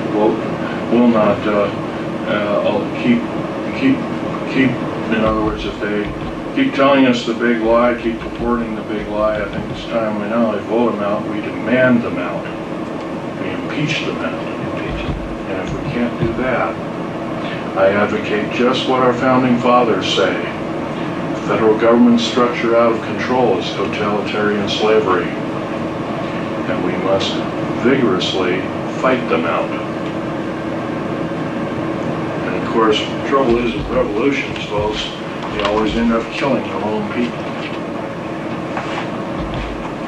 And I don't advocate the overthrow of my government. But right now, my government is not in touch with me, or you, or anybody else. And it's kind of mood after that. What again was the number of estimated alien downed craft? Pretty close to 800,000 all total. As we speak, the Russians are shooting down 2 a day per province within motherland Russia. The Southern Hemisphere, 6 per day. The United States, 1 per day. And Europe, 1 per day. It's a full-scale invasion. Just because you don't see them over the White House. By the way, you wonder why don't they, well, Billy Meyer sees them different. But first of all, of the 11 groups of aliens there are, 4 of which are benevolent, 7 of which are very evil. Can you expound on the ones that are good or benevolent? Well, the ones purported by Billy Meyer, the Pleiadians, Pleiadians, from the 7-star cluster, the Pleiades. That's one of the groups. There's another group from the other side of Orion, another group from about 3,500 light years out, supposedly still with us. I don't remember their name offhand, but they're a very small individual, human-looking but childlike, but very large cranium, very large heads. IQ is off the scale, and they can do no wrong. They're the angelic type. They don't fly around with little wings or anything. By angelic, I mean that they can't do wrong. They physically can't Probably do what wrong. inspired Spielberg and They weigh about 30 pounds. E.T. movie. Probably inspired that. How about the fourth one? Well, the fourth one is really 2 groups, and they're extremely tall individuals. They're ocean, predominantly ocean, deep ocean. They live in deep oceans, and they basically harvest our minerals, and then they're kind of, you can see, they're always in oceans of below 20,000 feet. They're these 2-tiered antennas found. And of course, our submarines have found them years and years ago. In fact, during World War II, some submarine warfare and encountered several at very shallow depth. They didn't know whose weapon or whatever they were. Are the aliens our biggest threat, or is our federal government the biggest threat? Both are our major threat at the present time. It's bad enough we have one, well, we have a little one too. Does Wolf County, Colorado have an underground base in that area? Colorado has 3 underground bases, one at DIA. I believe what you mentioned, what was it, Weld? Weld County is the biggest, one of the biggest counties in the United States. I believe it's in the northeastern section of that county, if I remember right. I'd have to look at a map. I can identify every base on a map. I have the latitudes and longitudes of such bases. And by the way, if I mention that does entail espionage. If I mention all of them, and I cannot do that to the crowd, and I want to keep on talking as much as I can. So that's one thing I promised to do, but I have to break my promise, and I'll tell you that I was wrong to do anything. I encountered something when I was back in case I could look at friends up there. You'll have to speak, otherwise. I visited Minnesota. I was coming back and I decided to take a different route to get off of the interstates and take US Highway 36 across northern Kansas. And about 20 miles from the Colorado border, there was suddenly construction. 36 was completely cut off. Detours went way around, and I didn't do that. I just went down and found I-70. So over that area, about, I guess, 15 minutes later, I saw strange formation clouds in perfect chrysalis.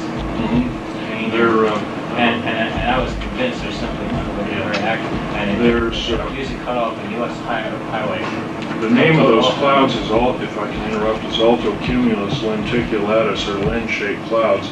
Almost always predominantly, there are 2 kinds of clouds. The kind, if you go up to Virginia City sometime in April or May, you'll see these clouds that come right up, roaring up to a steep mountain. You'll look at them and they'll just disappear. They'll cease to go over your shoulder. It's nothing. It's kind of, that's altocumulus lenticulatus A. And the B kind, it almost looks as like a black thunderstorm-like cloud, and they always have metallic discs in the center. And if you take your camera, your eye won't probably see them. The camera will pick up metallic dots within that cloud structure, and those dots can be professionally analyzed, and you'll come up with the conclusion that they are a flying disc. You hardly ever see those clouds more than 20 or 30 miles from mountains. I at that point was at least 200 air miles, straight line distance from Long Peak to there's the big mountain landmark. I When you had see spotted, this mountain I had spotted landmark, such in Portland, Oregon, and took pictures, submitting it to a TV radio station and TV and radio station. It never got put on the air. I wonder why. But they're rare clouds. If you ever have a chance to take a picture of them, you should. What causes the clouds? Well, the natural formation, of course, is altocumulus. They're extremely high cumulus cloud formation. Of course, cumulus is a building. It's a big, kind of like a thunderhead or a thundercloud. It's air currents rushing up, and of course, with the altocumulus lens-shaped or cookie-shaped clouds, you have air currents rushing up. Basically this, right Excuse here. me, air currents rushing up and air currents rushing down, and what they do is they compress the clouds, and then there's air circulation, generally in a clockwise or counterclockwise measure. I studied weather when I was in high school. That was one of our curriculum, believe it or not. But you've got it right there, it's a man-made one of sorts. Well, yeah, I mean, Similar. the A-bomb is the A-bomb cloud is a lenticulatus. Okay, If we're downing one a day in this country, wouldn't it seem logical that there would be more people that would be aware of debris? No, I'll tell you why. As soon as one is downed, they're attacking certain northern tier state Air Force bases, predominantly. If you can get on those bases or stray onto those Air Force bases without getting arrested, good luck. But if one of those craft is down, they seal off the whole area, period. They being the federal government, police and whatnot, Air Force police or whatever, air base or army base or tank base or whatever you got in that area, they seal off the whole area. Anybody caught in there is shot off site or they're immediately arrested and detained. By the way, a military base can circumvent the U.S. Constitution and Bill of Rights. An Indian reservation can do the same thing.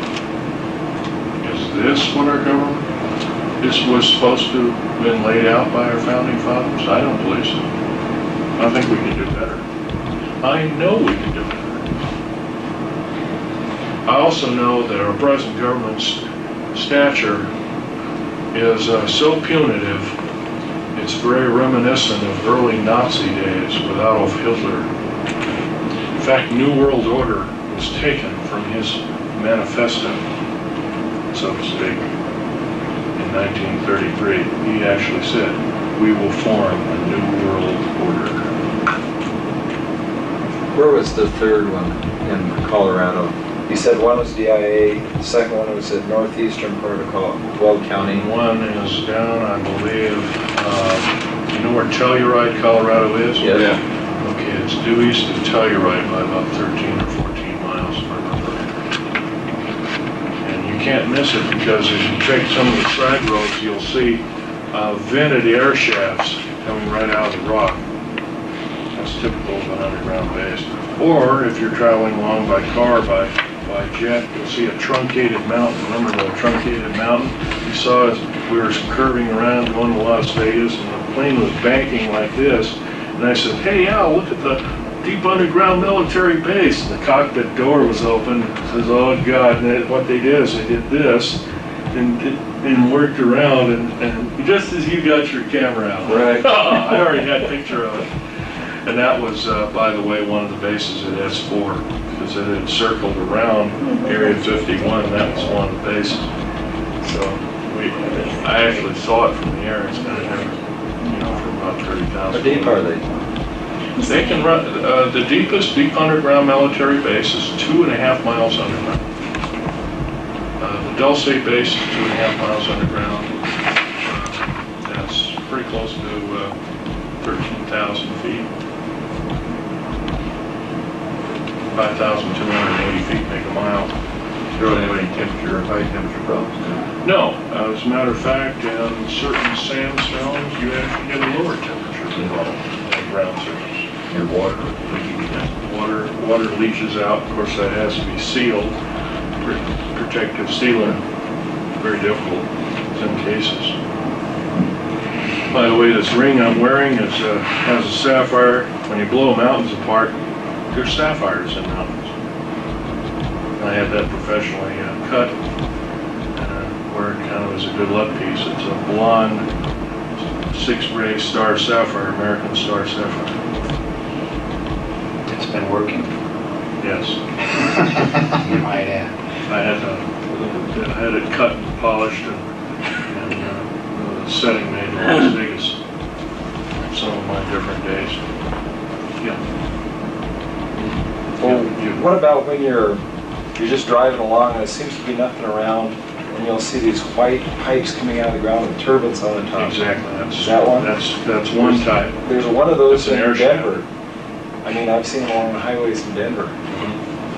It's like industrial or commercial stuff over here, and then all of a sudden you see all these white tubings along the highway. Those are air shafts, or some of them are run very deep, some of them are run only 400 or 500 feet underground. You know, you don't have to be a military tactician to see that's very vulnerable. Just plug those things up and pump some bad gas down there while it happens. Well, I guess I'm not a tactician on such, so Yeah. that's kind of moot. Yeah, that's one way of telling. Yes, sir. Are there any of those underground bases in Nebraska or Kansas? In every state, there's at least 2. You know where they are in Nebraska? I'd have to look on a map. I couldn't tell you. Probably off it, Beg pardon? probably off it, Air Force Base. Yeah, probably off it. Maybe it goes to nature side. That's also where they took some of the alien remains and saucer remains right off the bat. It's off at Air Force. Okay, any more questions? One more question. Do they have an underground base up by Sedona, Arizona? Yes, sir. Yes, we do, and it's a very deep base indeed. In fact, they're going to make it deeper than any other base. They want to take it 4 miles now. What's it called again? Sedona, Arizona. Is that one that's just A north? lot of the, I beg pardon? Just northeast of there, or northwest? Yes, just northwest. Well, that's all, folks, and I think I better leave some time for Al Bailey. And I better munch a sandwich before I become an alien. Anyway, it's been a real pleasure. And I hope you've had some hand-on experience. By the way, there's some little metallic fragments you might be able to pick up. I don't know, they might be alien. Thanks. Thank you.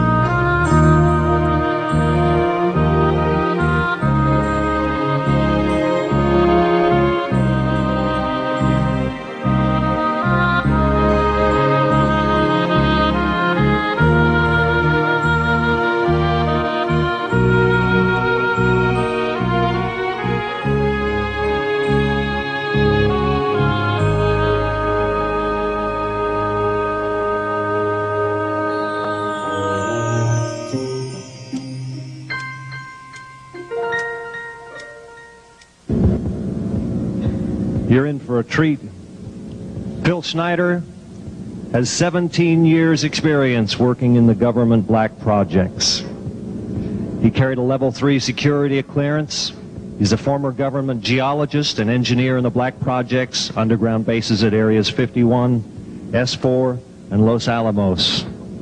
He's going to expand your mind here this morning. Please welcome Mr. Phil Schneider.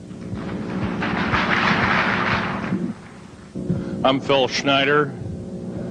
I spent 17 years in black budget programs, government geologist as engineer, structural engineer with aerospace applications. Self-taught metallurgist, became kind of famous in my own right. I basically would have a set of notes here, but they're unavailable in all this melee. Up here I have different artifacts explaining some of them are alien metals that have been produced both on this planet and the confines of outer space that are now used in all stealth aircraft. All stealth aircraft, for instance, all black jets, what you're seeing of black helicopters and the like, the skins and the coatings and the residues that are used predominantly in the aircraft themselves, in the airframes and the rotor blades and the fans, and in some cases in submarines, special titanium hulls, in the Phoenix class submarines now. All this has come from alien technology. 1947 is what the public has been told. Something crashed in the backyard in New Mexico, a place called Roswell, New Mexico. Unfortunately, that's what the public's been told. The military's known about the alien question for the better part of 70 years, and they first saw their glimpse of what was going on as early as 1909 in the American Southwest. Now, Army cavalry evidently were chasing some bandits, and they entered this cave. They were holed up in a cave, and what they found in there was flying discs and little gray guys and all kinds of weird things, and they didn't know how to explain that, and they wrote them down as best they could, and it's been in secret archives ever since. That's up down by the Truth or Consequences area of New Mexico. Well, the alien thing is more than just what I'd call a non-visible threat. We on the surface, first of all information dealing with alien or alien reproduced technology or alien reproduced vehicles or any other kinds of things well hidden from the American public. Our black budget, for instance, garners $1.023 trillion every 2 years. It's over $500 billion a year. Right now, there are 131 active deep underground military bases in the United States. There's 1,477 of them worldwide. Each one has an average cost of $17 to $19 billion. Each one is built in the site, it used to be, it'd take a year to 2 years to build each one, and now they're capable of building a couple of them a year with sophisticated methods. My colleague Al Bielik has actually been on some of the high-speed railways, the magneto-leviton trains that connect all the deep underground military bases within the United States. He's been on a Mach 2 train and floats off of a single rail at 3/4 of an inch off the rail, and is what you'd call high tech. We have nothing like this on the surface. The public basically has been totally lied to. We're considered stupid or even moronic in some cases. It's got to stop. If we're going to gain our country back, we must, and I repeat, must instill in our public officials, anybody that goes and does public service, they must tell us the truth. If they cannot do this, then they must be impeached, or they must be removed from office. If this cannot occur, if the truth cannot totally come out, there are reasons for secrecy, for instance, but if the truth cannot totally come out, what's the use in us having anything called freedom? Okay, now I have pictures here that I'm going to show you during the break in artifacts, and I ask you to kind of look at them but not handle them. I have actual crashed retrieval metal from Roswell, New Mexico. It's given to me when I was 14 years old. For instance, I've got other things. I've got pieces of this piece of titanium, a special titanium alloy made for everything from the original SR-71 Blackberry, that's old hat now. F-117As, they're old hat now. They're making a whole new class of hypersonic above Mach 5 aircraft that employ extremely modern charged particle beam weapons. They don't even use lasers anymore.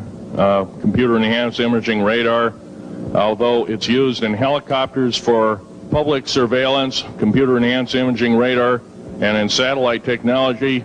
The brand new kid on the block is a kind of infrared technology where a satellite 150,000 miles out in a geosynchronous orbit, or not quite geosynchronous orbit, but these spy satellites can literally look in and see a dime on the floor, say on your kitchen floor. They have a resolution factor of 99.999961. This particular piece of metal, I'm going to drop it on the floor here, it'll kind of ring like a bell. You can't break it. Withstand temperatures in excess of 7,500 degrees Fahrenheit. It has niobium in it. It also has mironite in it, element 123. Yeah, please do. It's in a non-crystalline form. This is just kind of a dripping out of the main crucible. Here's a crystalline example. It's in the scalenohedral crystalline form. We got this from the large grays technology. This is grown in the confines of outer space, which has not quite a super vacuum, but by the way, this is capable of withstanding temperatures in excess of 10,000 degrees Fahrenheit. It's great for certain parts of aircraft. This kind of material I work with on a daily basis. Up here we have a transparency of Groom Lake.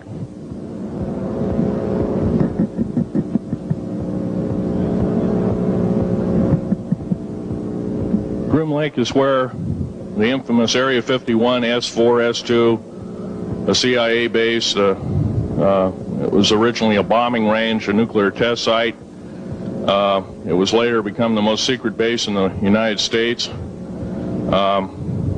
It employs over 18,000 workers who work in shifts of 12 hours at a whack. Most of them work in the cover of darkness, like us. We built 9 underground military bases there, each with an average capacity capable of basically a city underground, roughly 4¼ cubic miles hollowed out underground. They have boring machines, for instance. They don't bore, they literally vitrify and melt the rock, deflagrate the rock. It's a very sophisticated laser melting and deflagrating system. It reduces the rock to a powder and then melts the remaining rock as a coating on the inside of the base, so you don't have to use gunite cements and other kinds of things like that. That's all old hat now. Technology is just basically, the new technology we get is the old hat of the military. I'm going to be real brief about it. I carried a level 1 security clearance, the Rhyolite 38 factor. There are very few of us, there's nobody except myself, to my knowledge, talking like this. Nobody. I'm breaking the law. I'm breaking world as well as federal law, coming out and even talking about this to a group of people. I love my country more than I love my life. 2 weeks ago, I was shot in the shoulder.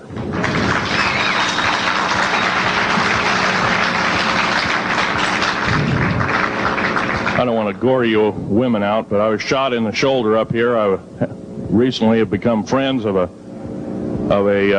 retired FBI agent who took me under the wing. He says, I've never seen a person braver than you. And I said, well, there's more coming. Our patriot movement in these United States is going to pick up the ball, and we are going to kick the parasites out.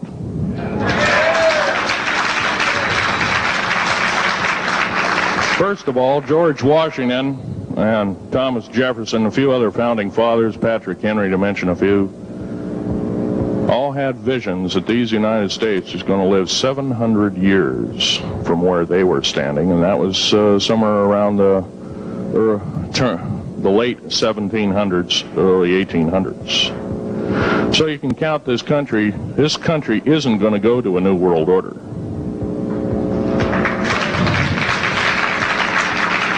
I believe firmly in constitutional law. I'm not very well skilled in it, and that's my embarrassment. But I'm going to be real blunt about it. The government that is now instilled in ruling over us are ruling as we're serfs and they're the kings and queens. Now, that's a feudal system. That isn't even a democracy. We are now being ruled by an autocracy and a technocracy. In other words, technical knowledge as rules as king, with a feudal type system. Feudal systems haven't been used in the last 350 years, and they're coming back like gangbusters. If we are complacent, if we do not speak out in droves, and I'm not just talking about me, I'm talking about a bunch of us getting together and getting on this stump and loving our country more than we love our lives, getting on, some of us are going to get killed. I almost got killed a couple of weeks ago. Hadn't been for an FBI, a retired FBI man who risked his life, his career, everything, put it all on the line, and he didn't know me from Adam. A week prior to that, he listened to one of my tapes I gave up in Post Falls, Idaho, and I'm going to be very blunt about, he said that we need a lot more of you, but unfortunately we're not getting anybody. Well, I'm not the best speaker in the world, but I'm trying to relay to you that we need to get out and seriously get the message out. These shows are great. This hall should be absolutely packed, standing room only, and we should be getting the message out to as many people as we can with as many shows as is it possibly to reach. The many is the public. We ought to get on talk shows. We've got to get on news shows and TV shows, and we have to really get the message out. And I think we're doing it, but it's a little bit slow in the first part. That's just that part of what I want to say. In working with the black projects, I was very loyal. I was picked because I was very strong mentally. There's a bunch of us that were picked because we don't crack under pressure. We don't freak under pressure, so to speak. Everyday events don't bother us. Now, I was involved in something very controversial, almost totally unbelievable to most of you. Some of you are religious people. I think all religions have a time and a place, and they definitely have a place in America.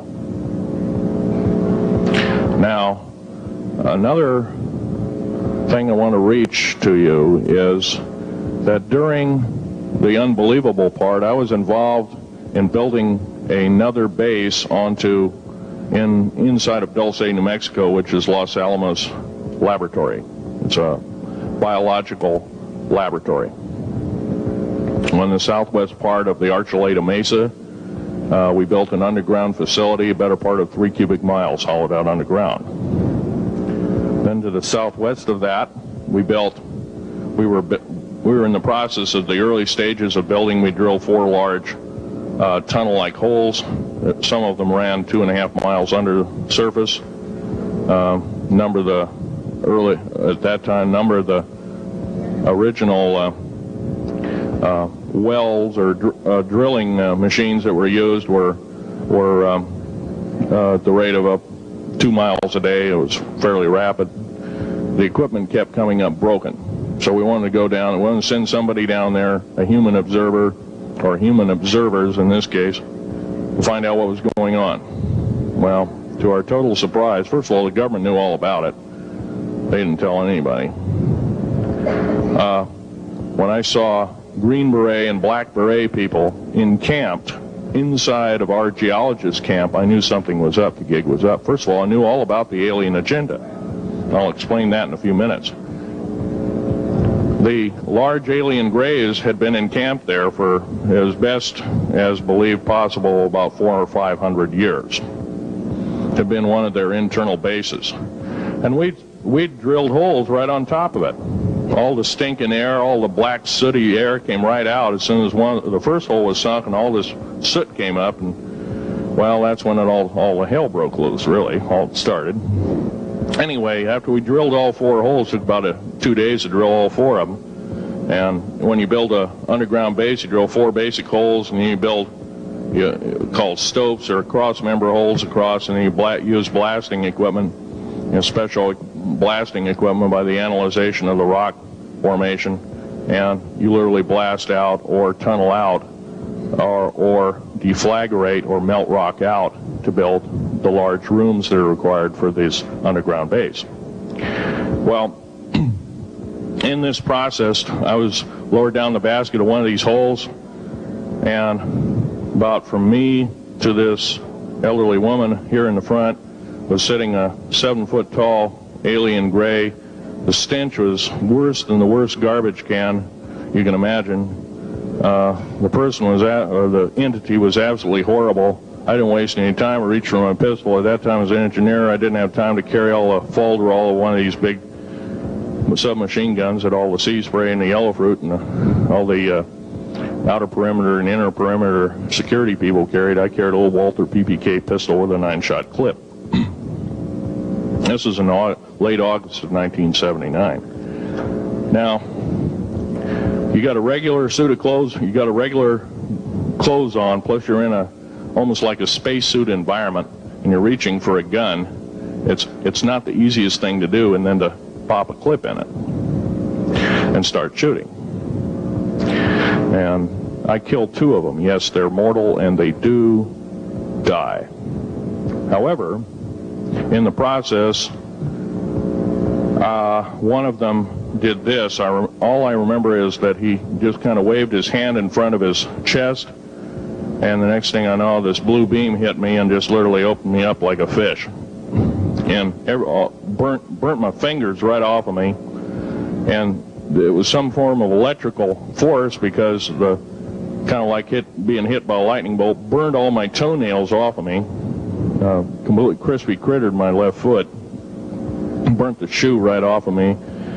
All I remember was the smoking remains, and I'm still conscious, but in and out of, I didn't remember much. And there was a Green Beret that was right behind me that risked his life. In fact, he died. But he risked his life. He shoved me back in the basket and hit the button and took me up. And I wouldn't be alive talking to you today if it wasn't for him.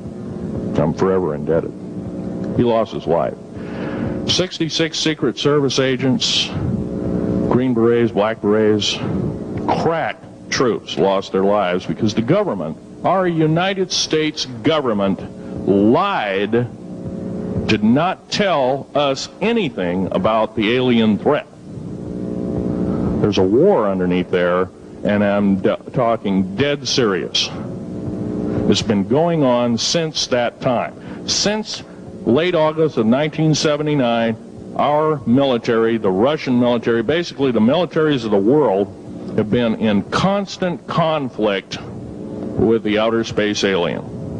The small gray, the large gray, the reptilians, the whole thing. There are 11 distinct races of aliens.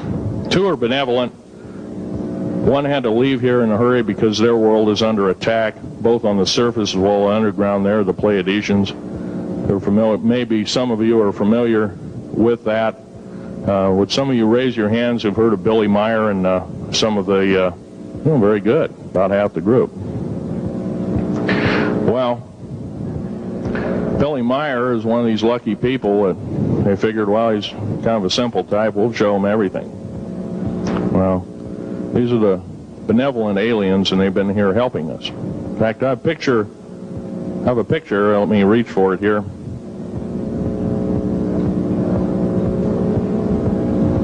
I have a picture of one of the aliens been working for the United States Pentagon for the last 58 years. His name is Val Valiant Thor.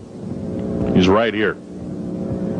There's my father in the background. This whole place, the ready room of the USS Eldridge, Al Bielek has probably explained, or maybe even shown you this picture. There's a list of some of the notable people in it. They're all the atomic bomb scientists of the day, all the time variant experimentalists of the day, all the top physicists of that particular day. This was in August of 1943. Now this guy has not changed one iota in 58 years. Started work, he came here, crashed here or whatever, whether he's under duress or not. He started work for our U.S. Navy and military operations in 1937, either 37 or 38 is what I've been told. So it's for 58 years, this man's been employed, probably under duress. If you don't do as we say, we're just going to use you for alien bait or something, I don't know. But anyway, he basically hasn't changed. He lives for 490 years, is what he says his lifespan is. Now, he's supposedly a semi-benevolent, he's a human-looking type person. He has 6 fingers and 6 toes, and he's got one oversized heart, one lung, giant lung. His blood vessels are bigger. He's got copper oxide for blood, similar to an octopus. His brain capacity 300 centimeters greater than ours. He has a thinking capacity, IQ, if you were to measure it, be totally off the scale, be about a 1200 IQ. He speaks 100 languages fluently, alien as well as others. He's a remarkable person. I had a chance to meet him one time. Now, by the way, he doesn't shake hands. He was kind of in a spacesuit because all aliens, regardless benevolent or otherwise, they're carrying germs and diseases and bacterium in and on them that are deadly to us. If I were making policy, I'd quarantine them all because how do we not know that some of our diseases like AIDS, Ebola, hantavirus, and a few of these other weird designer diseases, as I call them, are not made from the cadavers of some of these aliens as a biological weapon to use against the people of the United States? Well, I'm a tired American speaking out.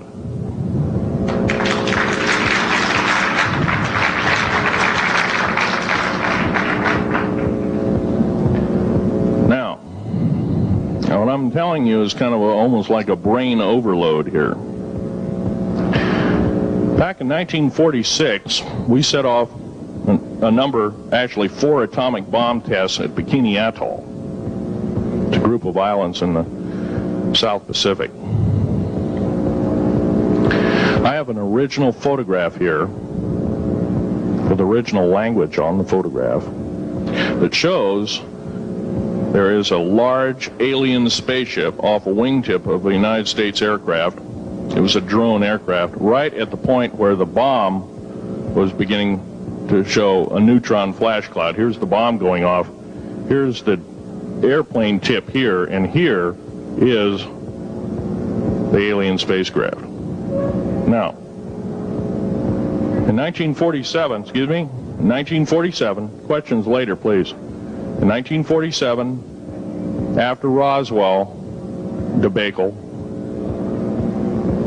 our military got before the U.S. Senate. They were hauled before the U.S. Senate and says, what's going on here? Well, we didn't know anything about discs until this happened. It flopped in our backyard. Total lie. They lied to the U.S. Senate. They should have been prosecuted as traitors. Anybody lying to a United States Senator or House of Representative, any Senator or House of Representative person, President of the United States, Vice President, any cabinet member lying to the American public is a traitor and should be dealt with in an appropriate fashion. This is actual proof, positive, that this occurred in 1946.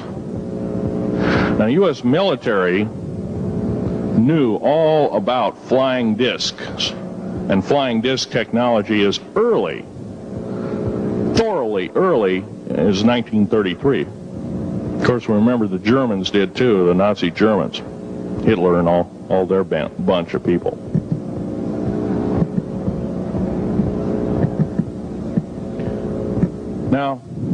it gets to the big question. If all this has been hidden from us, you know, everybody says, well, where's the proof? I've got some of the proof laying on the table. But a lot of you probably are totally skeptical. They say, well, I could be anything.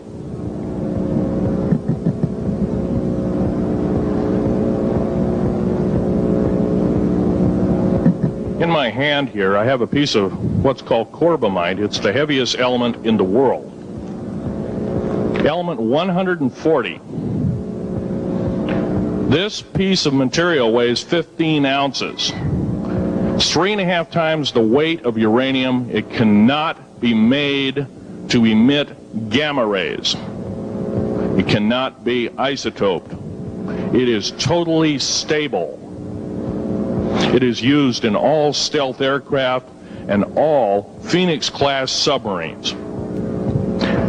When combined with other alien elements, it is impregnable. It cannot be melted with charged particle beam weapon. When properly combined in secretive compounds, it can withstand temperatures in excess of 10 million degrees Fahrenheit. It is grown by aliens who have given a good... The other side of the alien question is, some of these aliens have broken off from their mainstream and said, we're not getting a fair shake, and so this is what happens. And I'm talking about the alien grays. Some of them broken away. They're talk about not being popular. But this particular piece of metal is an amazing piece of technology. It's capable of being grown in 15 different crystal systems. Now, I'm a geologist, and I, prior to 15 or 20 years ago, knew of only 6 crystal systems. There's actually 15, if you count all the alien metals. Now, this is only element 140. If you look at the local periodic table in your local library, it says 104. Somewhere down the line, we've been lied to, we've been cheated. What we have to do is we have to literally ask for the truth. If we cannot ask for the truth, we must demand the truth. We must take it before courts of law in common law systems, and we must demand it. If we cannot do this, our founding fathers told us the only thing left is to overthrow, to get the parasites out. I don't advocate overthrow, but it does look like this may be the only alternative. Now, I'm going to casually mention to you something that's very scary indeed, and tell you what the alien agenda is. And it's going to sound very familiar.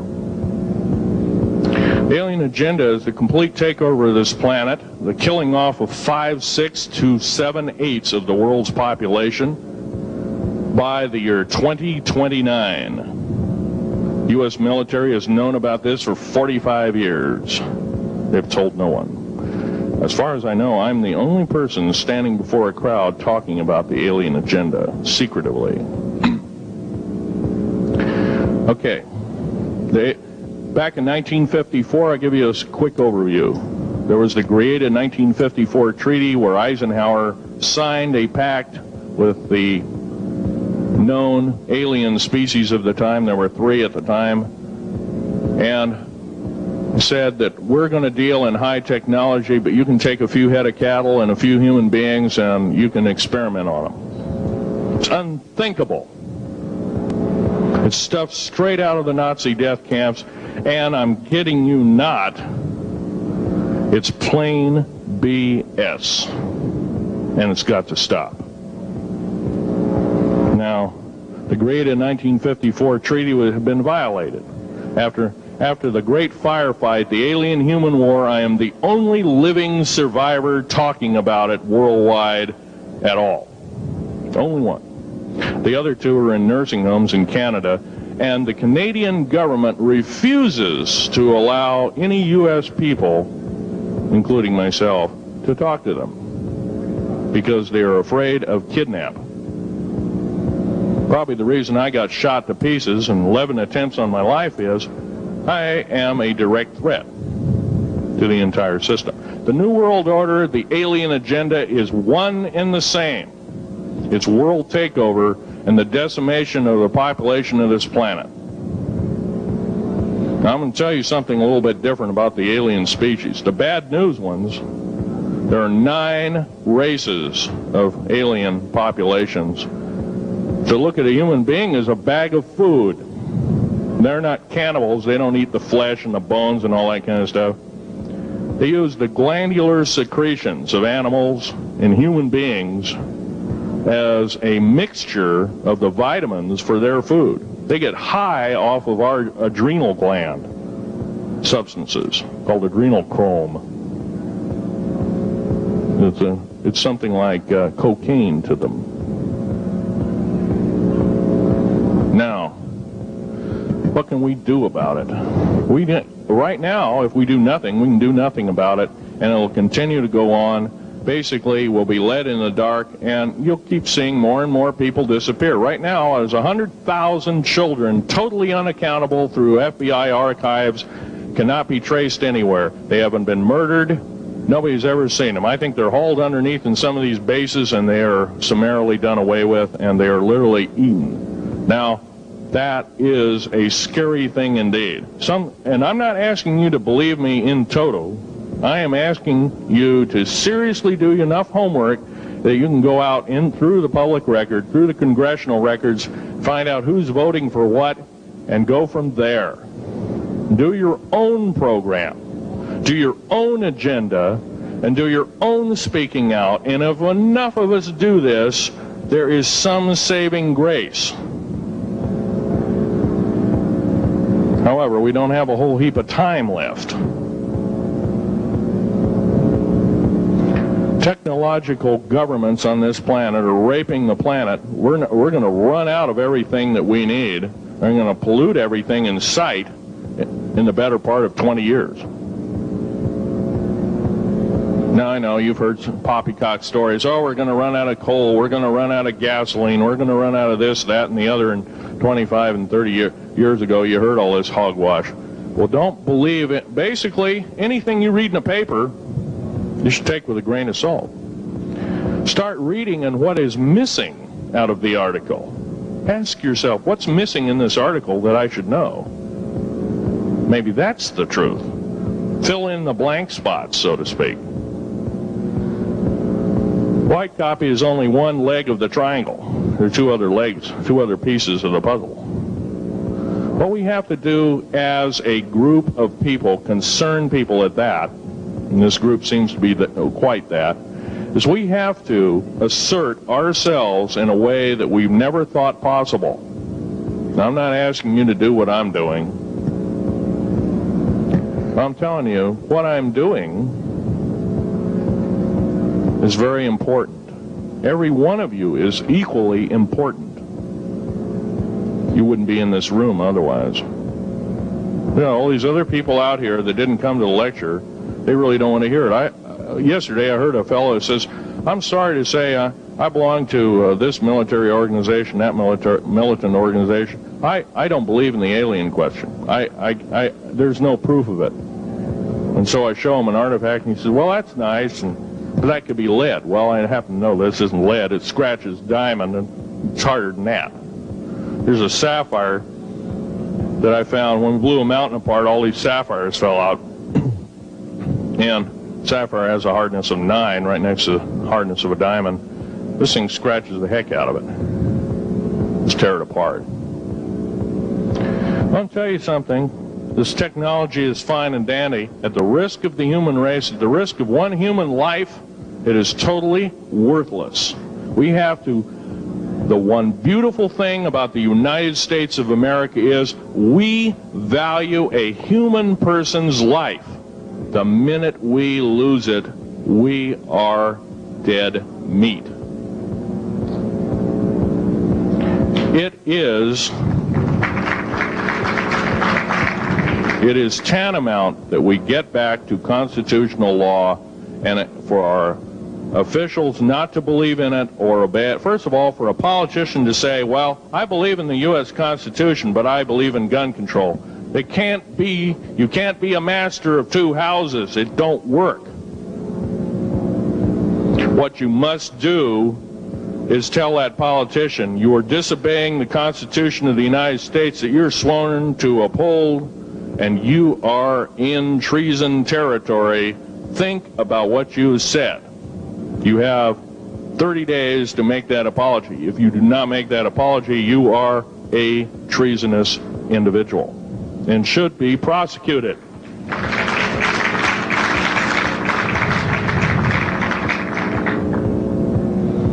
Now, there's a few other things I want to run by you, and they're kind of in rapid fire order.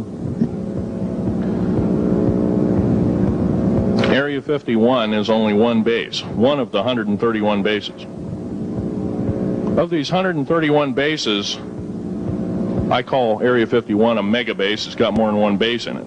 It's Tonopah Test Range, Area 51, S2, S4, Groom Lake, and a host of others. Now, these mega bases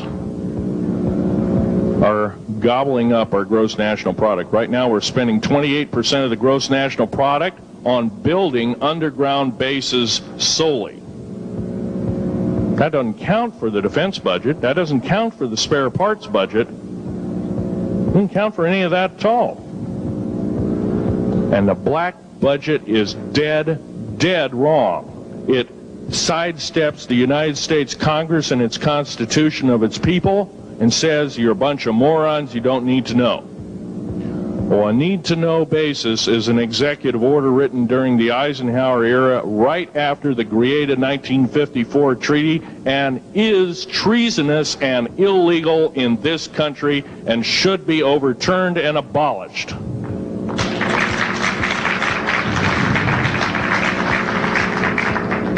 Now, I believe in military preparedness. I believe in military secrecy to some extent. There's always going to be spies out there, and there are always going to be people that want your hunk of territory, your house, or your ground, maybe even a country like that. Most of us remember what this crazy person in Russia, Zhirinovsky, had to say. We want Alaska back. Well, baby, you're not going to get Alaska back without a horrendous fight. Alaska is my land. I was born here in these United States. I have risked my life and limb for these United States, and I love my United States more than my life. And I will defend these United States against all foreign powers, foreign and domestic. Now, every one of you in this room have probably, to some extent, minor or major, done just that. And that is what this country needs. Patriots you are, patriots you are becoming, patriots and Constitution builders you must continue to be. Now, all this alien thing is fine, except for one thing. The alien takeover is a serious threat. Kept totally out of the public view, off the surface, I'm sure the underground bases, without question, are being used as a place to house alien takeover. Alien takeover means the implementation of a one-world government. Direct opposite of constitutional law, direct opposite of freedom of choice, freedom of religion, other freedoms that go with it, right to bear arms. We are the militia of the United States. Every single person who believes in the Constitution of these United States and its Bill of Rights is a militia member. Are we going to tolerate what we've heard from Ruby Ridge? Are we going to tolerate what we've heard from Waco? Are we going to tolerate that a fertilizer bomb blew 6 sub-basement floors? And I'm telling you something about sub-basement floors of a World Trade Center. They're 29 feet thick each, with 7 kinds of rebar reinforcement. The only weapon capable of doing such destruction and melting the concrete and extruding the rebar and the I-beam steel up to 6 feet in length longer than it originally was and melting the ends of it is a nuclear weapon. Now, the people they have in custody as fall guys may have been able to produce weapons and bombs and kill rabbis in New York, but I hate to tell you this, they did not have anything to do whatsoever with the World Trade Center bombing. The only thing used was a construction nuclear weapon. It was housed at Mather Air Force Base, the only place such things are kept. Incidentally, about Mather Air Force Base in Oklahoma City, Mather Air Force Base trucks were seen 2 weeks before the Alfred P. Murrah building got blown to pieces. Strange. I don't believe in coincidences. They're non sequitur. They cannot be proven mathematically, etc., etc. So they don't exist. However, Oklahoma City bombing, a fertilizer, and a fuel oil bomb, give me a break, folks. You can blow that one by my ears, but I'm not a dummy, and neither are you. Neither is anybody in this room. We've been lied to, and the lies have got to stop, and they must stop immediately. If our public officials cannot tell us the truth, then they cease to be public officials, and they are automatically guilty of treasonous acts and should be tried and convicted, and if necessary, in jail, whether it be house arrest or otherwise, before they can do any more damage.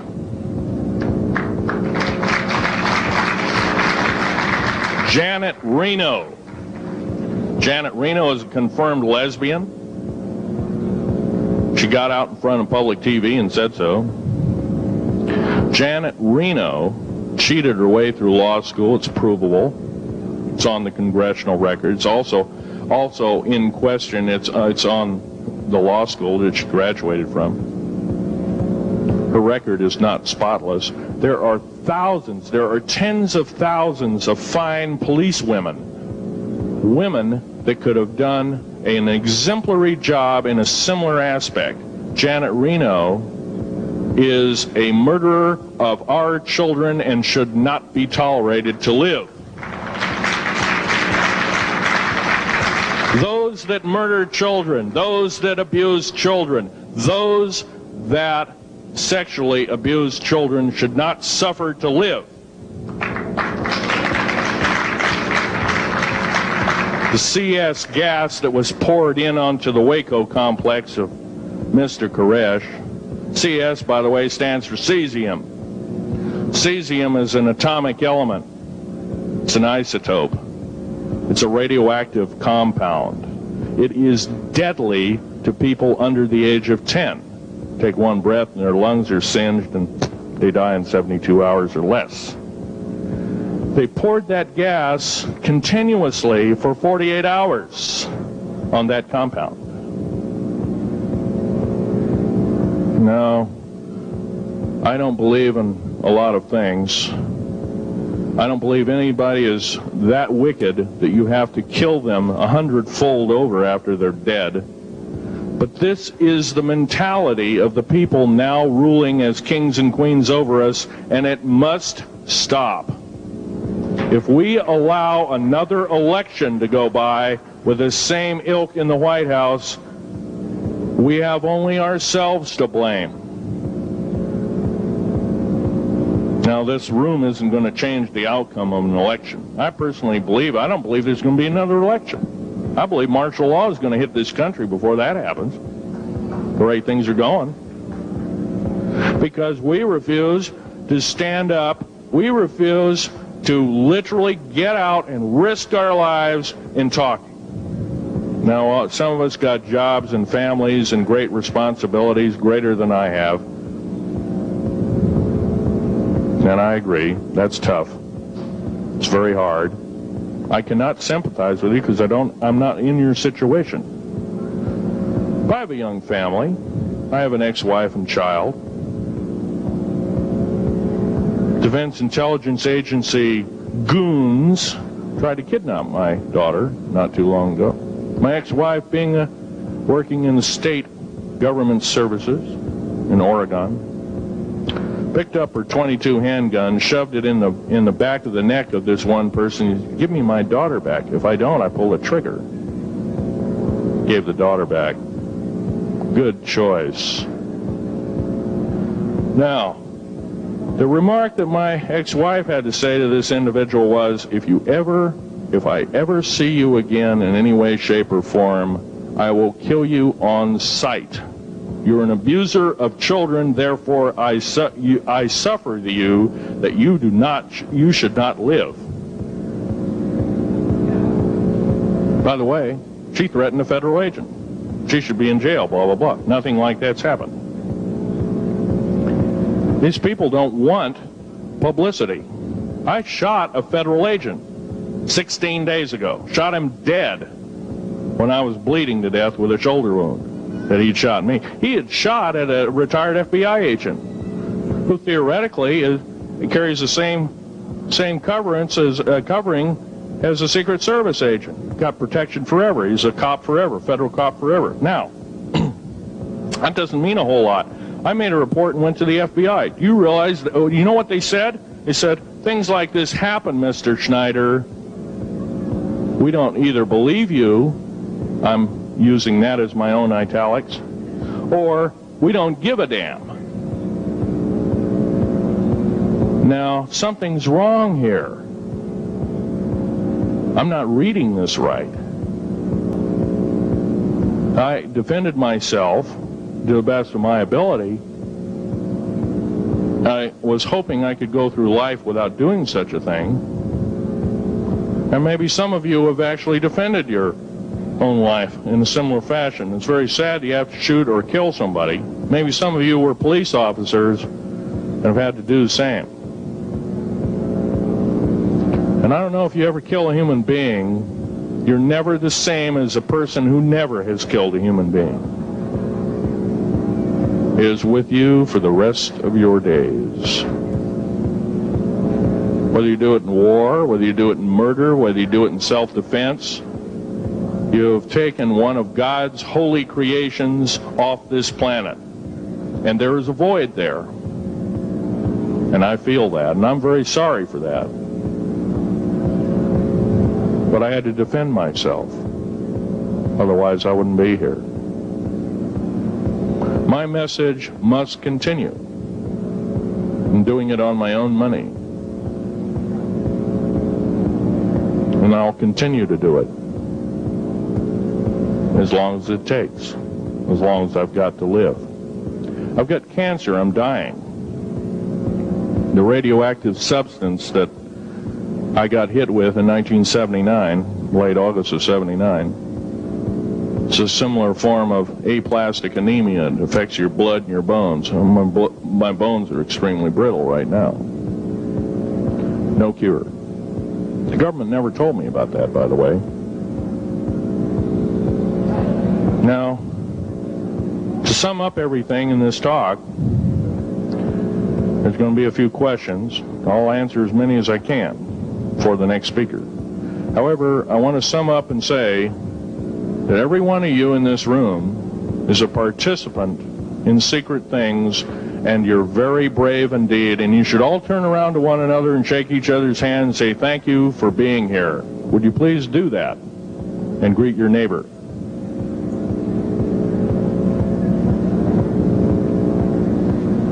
Now, this is the way the world should be. There wouldn't be any wars. There wouldn't be any strife. Or if there was, it could be settled in a peaceable manner in a handshake. And that's the original American way. And I believe that way is still there, however remote at present time. Now, I'm going to sum up this talk and mention an overview of the alien agenda. The alien agenda is completely decimate the planet, to take the remaining human subjects as slaves, and the aliens would use this planet for their own means. Number one, this cannot be allowed to happen. The world takeover plans of the New World Order, a direct carbon copy blueprint from Adolf Hitler's routine of 1933 to 1938 must not be allowed to happen. That includes the name, the New World Order. That was purposely used, folks, because most of us have been lazy. We have not read our history, and I'm talking to you because I'm one of them. We have not read our history books. Things have been omitted. Throw out basically what you've learned. I'm not asking you to believe me. I'm asking you to re-educate each one of yourselves and ask the unexpected of your public officials, of the people around you, your teachers. I'm not asking you to question authority. I'm asking you to question the teachers of this authority.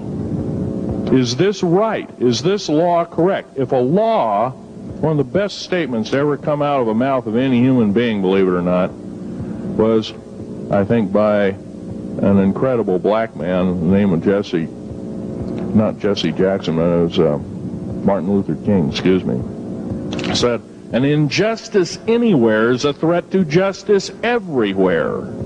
That should be a motto that we live by.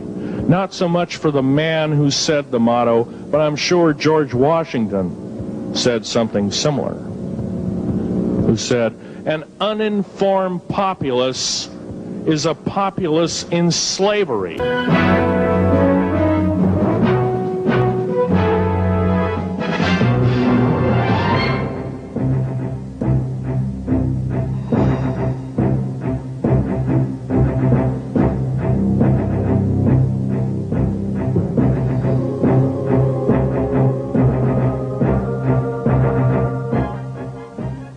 Phil, I want to say thank you and God bless you for what you're doing. It takes a big man like you to do it, man. Thank you.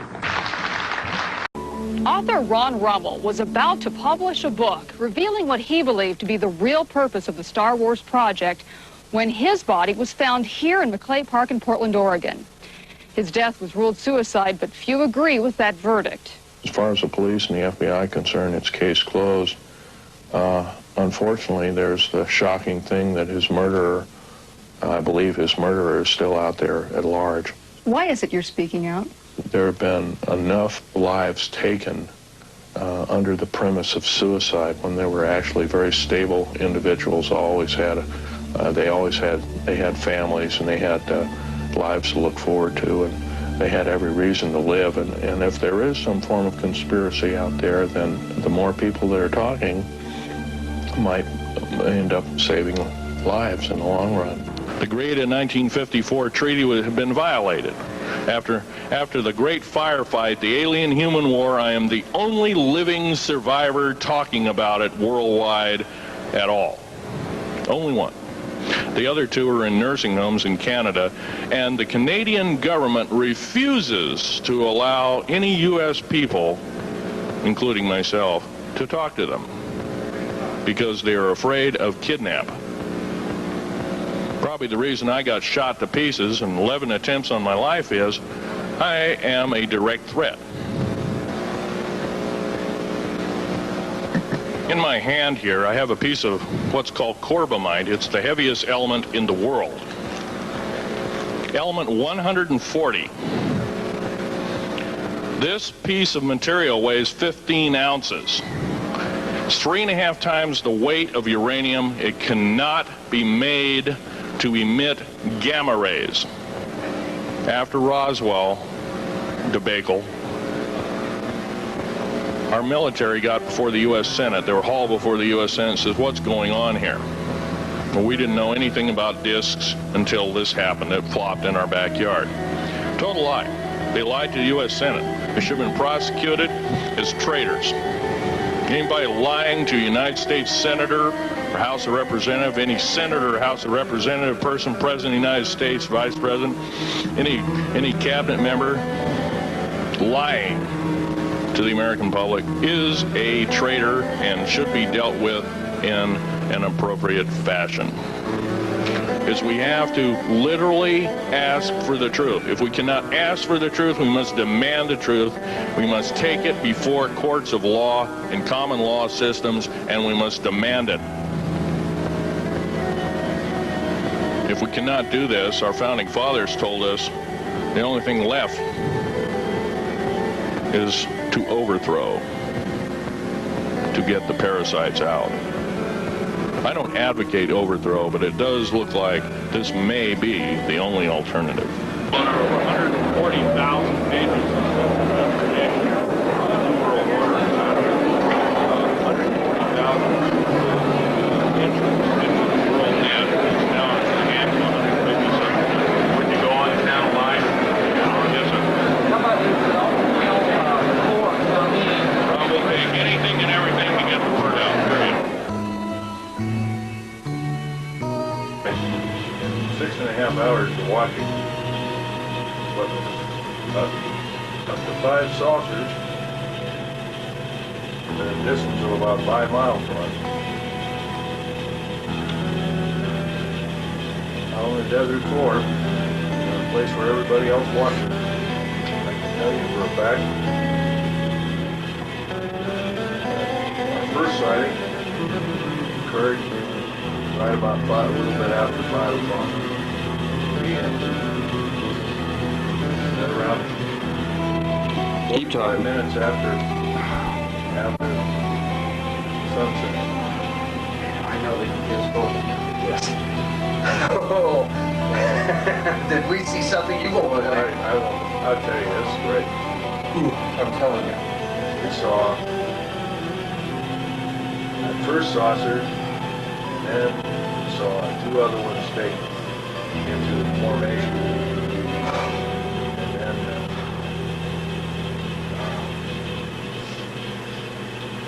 Watched for pretty close to 3 hours. They went out of the car, into the car to be warm, out of the car, and I had a radar detector in my hand, and the thing went nuts every time the saucer was fully across the desert floor. I can't get this timer to work. You know, I've tried for an hour and a half to get this thing to work, but it just won't, so I just have to excuse me. We're at the little alien right now. And I want you to get this, let me pan it back here for a little bit so you can see what it really looks like. It's absolutely just gorgeous from where I'm at. I just had to show you this because I wouldn't want you to miss it. Totally tremendous. We talked to the 2 owners, and they were very nice, pleasant people. Very nice. Told them about Don Newman, tape, got your card. Told them about the videotape and everything. You know, knew what was going on. Wanted to know if we could see you pretty good. We told him we could. Gave it to what's his name, you know, to calibrate for us. I'm going to turn around here for a second. Pan back, of course. This is the little alien from the other side. Show you where we're staying at. We're staying right here at this place. Not a bad place either. We went $27.50 a night for 2. It's pretty good. There's no thieves out here or nothing, so there's no keys to the lock. And they never used them, so there it is again from my left eye here. You can tell it's going down. There's the Groom Lake there facility way up there. I don't know, I can't see too good in black and white in this viewfinder, but if you might be able to make out that snow up there. Yeah, now you can see it. Snow everywhere. We're going to go down the road here as much as possible. Wait for a little while for the UFOs. There's another little friend of ours. Okay. Pan back again so you can get a chance to see everything.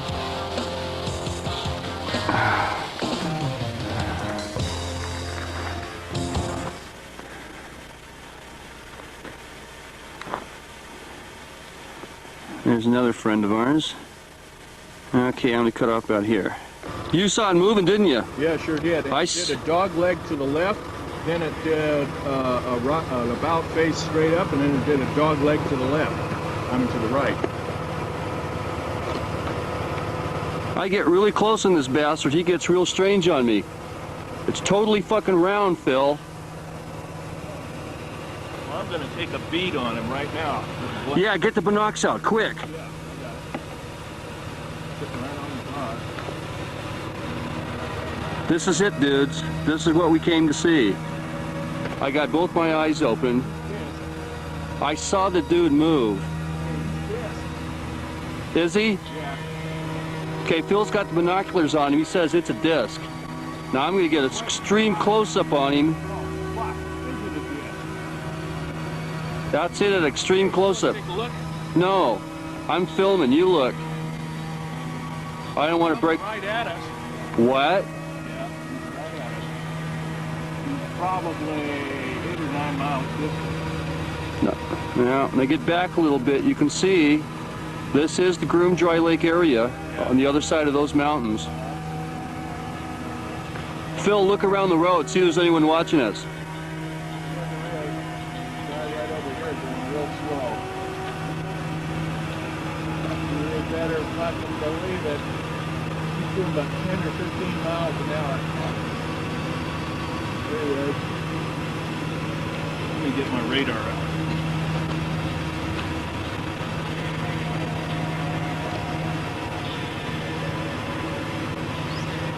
Yeah, there he is. At the top. Somebody, there he is. He speeds up. Now, yeah, I got you. Fuck. Now he speeds up. Real rippy. It's a Ford twin cab. Now this guy's not moving, but we saw him move. Yeah.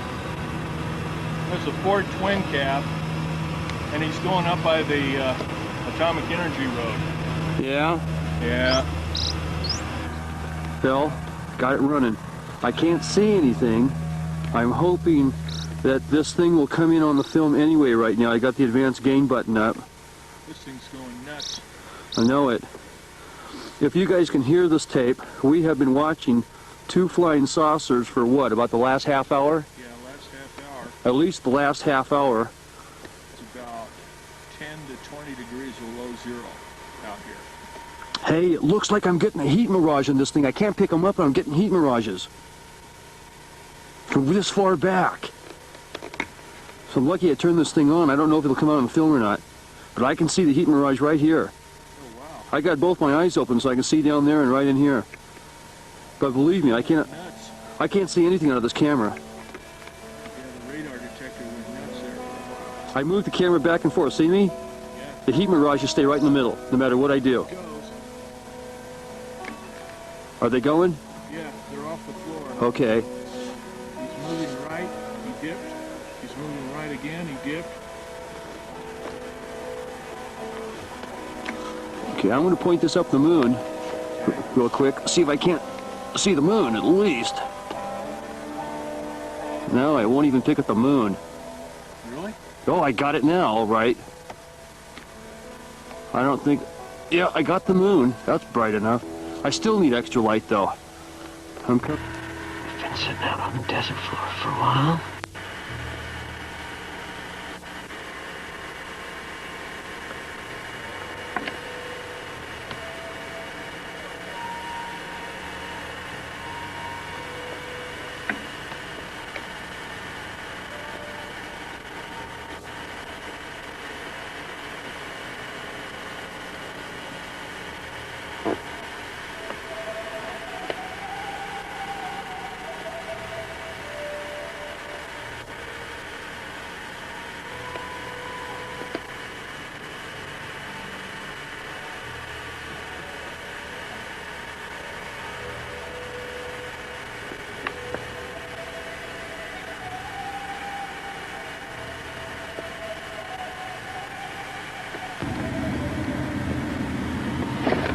I'm just trying to aim this by eye.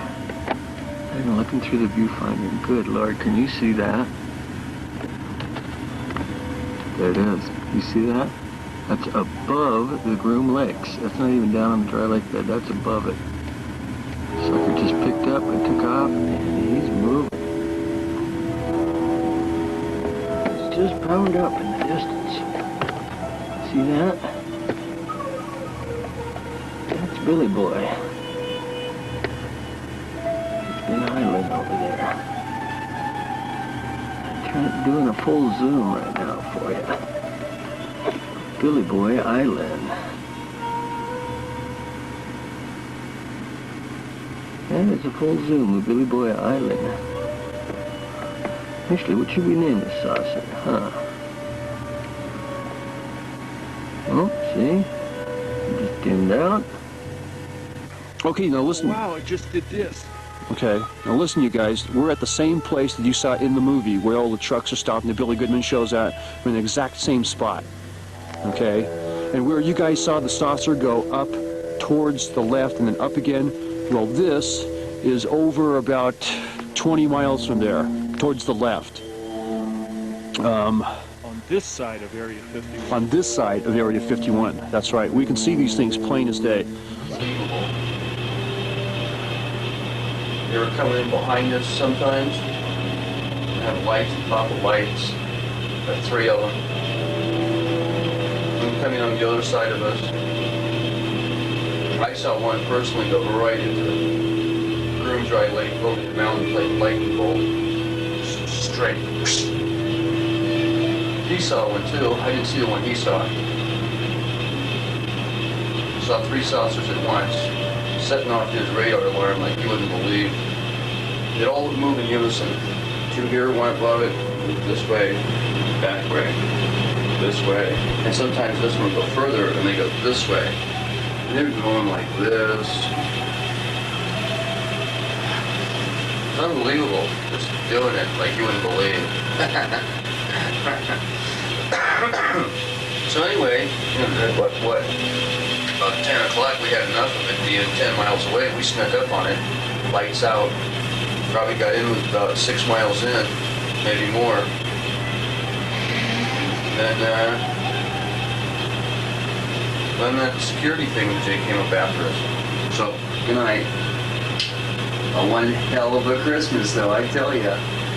After seeing this stuff tonight, I got no doubts whatsoever. These guys got ARVs out here and they're testing saucers. Well, I saw it tonight with saucers. There's no airplane crap about it.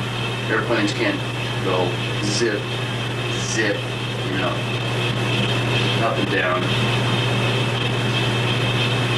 I'd say maybe 100. Some of them are saucer shaped now.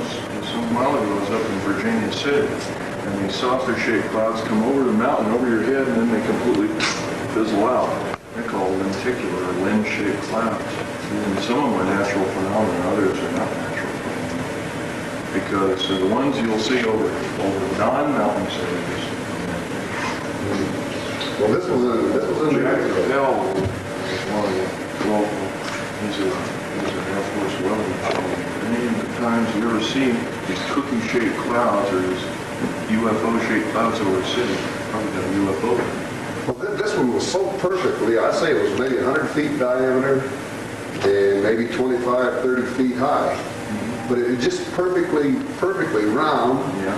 And just, well, I mean, just shaped like a pillbox. You know, just perfectly round. It's amazing. If it was over or flat, it was most likely manufactured. With something inside of it.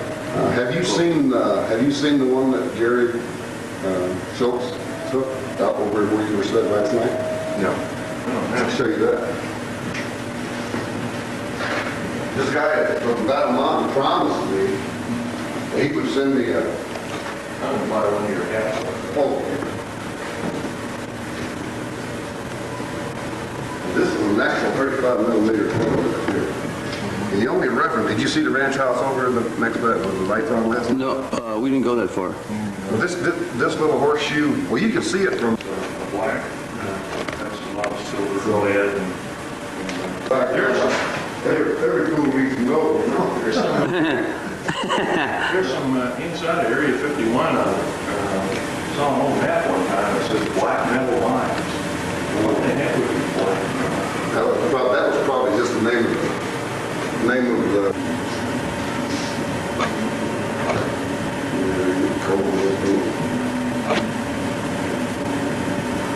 Sometimes I'll check it.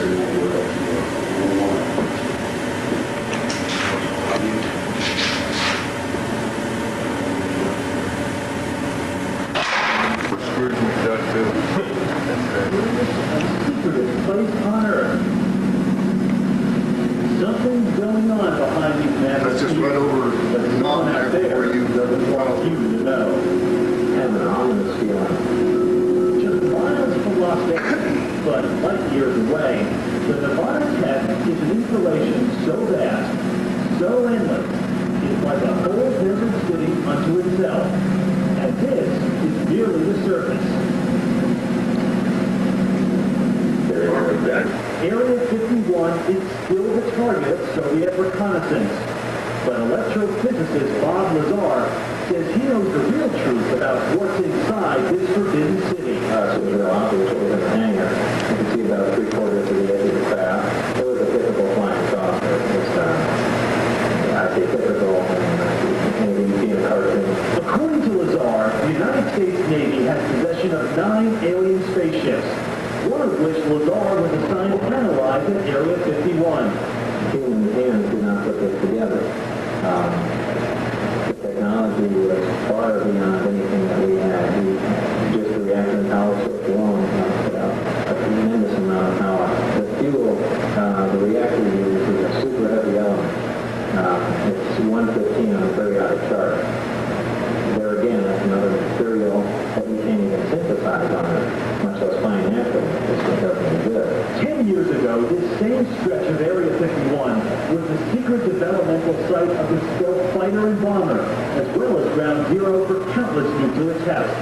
Many researchers say if the government had a UFO to hide, they could certainly hide it here. I believe beyond any shadow of a doubt that yes, these are alien spacecraft. There's no doubt in my mind. But Lazar couldn't keep his secrets too long.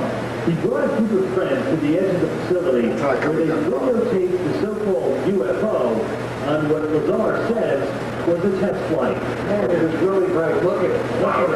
Days after security guards at the Nevada test site found Lazar and company outside the grounds, he says something or someone quickly turned Bob Lazar into a modern-day man without a country. He's not trying to make a lot of money out of it. He came forth because the government was going to eradicate him. 15 miles directly over the ridge from the test site, Rachel, Nevada is UFO Central. Sightseeing tourists have put a new stop on the bus route. And any night you walk into the only bar in town, you hear some strange tales and see even stranger photographs. It was just a bit that was going. There's one of your it was UFO in the particular Hundreds of nearby residents reported what they say are UFOs. May 5th, 1990, this is where we were last night. This is the same patch of road where Billy Goodman and all the other people come here. Give you an example of where we are looking this way. This is going west towards Tonopah. To show you the road behind us here. This is at full zoom magnification. The road's back there. I don't think you can see it from here. Anyway, there's the car we were at. This is how we were parked. There's the other road we took a ride on last night to go see the saucers that were downed. They were landed flying saucers, there's no doubt about it. Okay, now where am I? We roughly were seeing them right over here.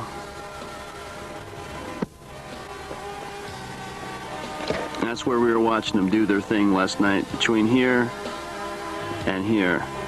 Flying all over the mountain for about 3-4 hours.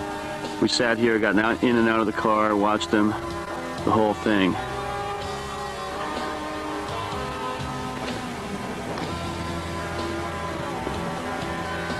Yeah. Okay. So this is it. This is it. Somewhere on the other side of those hills right there, and I get you a close-up of this, is probably S4. And that's where they were testing, right in there. Give you a good idea of where it's at. And man, I'm telling you, they tested something fierce.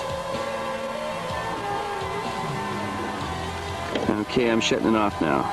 This is down last night with the lights off, about 10:15, 10:30. Catch those two grounded saucers. Give you an idea here. It's a little bumpy. I'm going to shut this thing off. But to get a general idea, we had to have our lights off all the way down.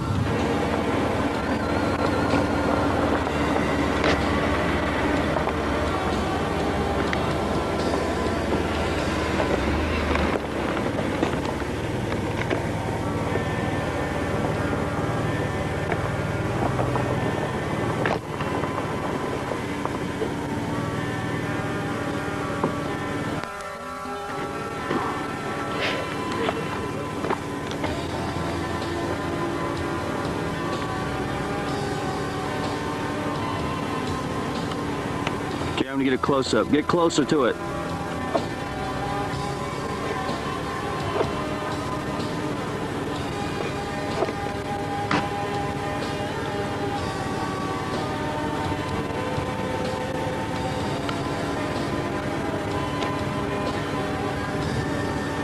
And there's those guys probably looking at us right now, checking us out. I'm going to scan around here to show you just how desolate this place is. It is pretty desolate. Nothing. I mean, there's just nothing here. We scout out these other peaks.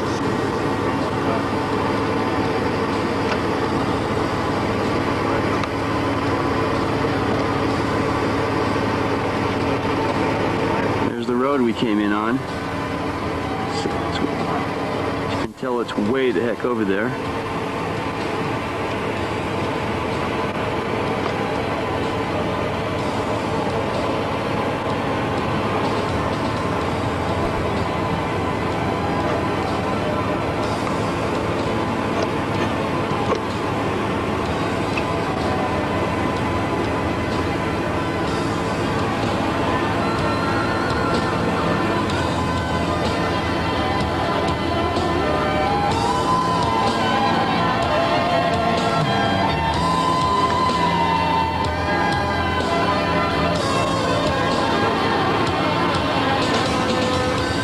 Then again, back to the road again. See that little hill right there? We're going to go climb up on top of that, take a spin around so we can see all sides of the 360. There's the car. A little dusty in the road there. We walked all the way up here. It's cold. It's windy. And when we get up here, how do you think we find? Some rock markers. As you can tell, no, we didn't find those binoculars. They're just there the whole time. Yeah. Okay, here's this fireplace we found up here. Middle of nowhere. Let's take a look inside there. No. Standing on some level ground here, so I'll turn around and give you a quick view of everything. Like I said, we're in the middle of nowhere. In the middle of nowhere. There's the road up there, when we came in at. There's the road right there, leading from Alamo, Las Vegas there. And we were right out in the middle of there watching, right last night. And right behind me right now is where we saw the flying saucers last night. And believe me, we saw them. No doubt in either one of our minds what we saw.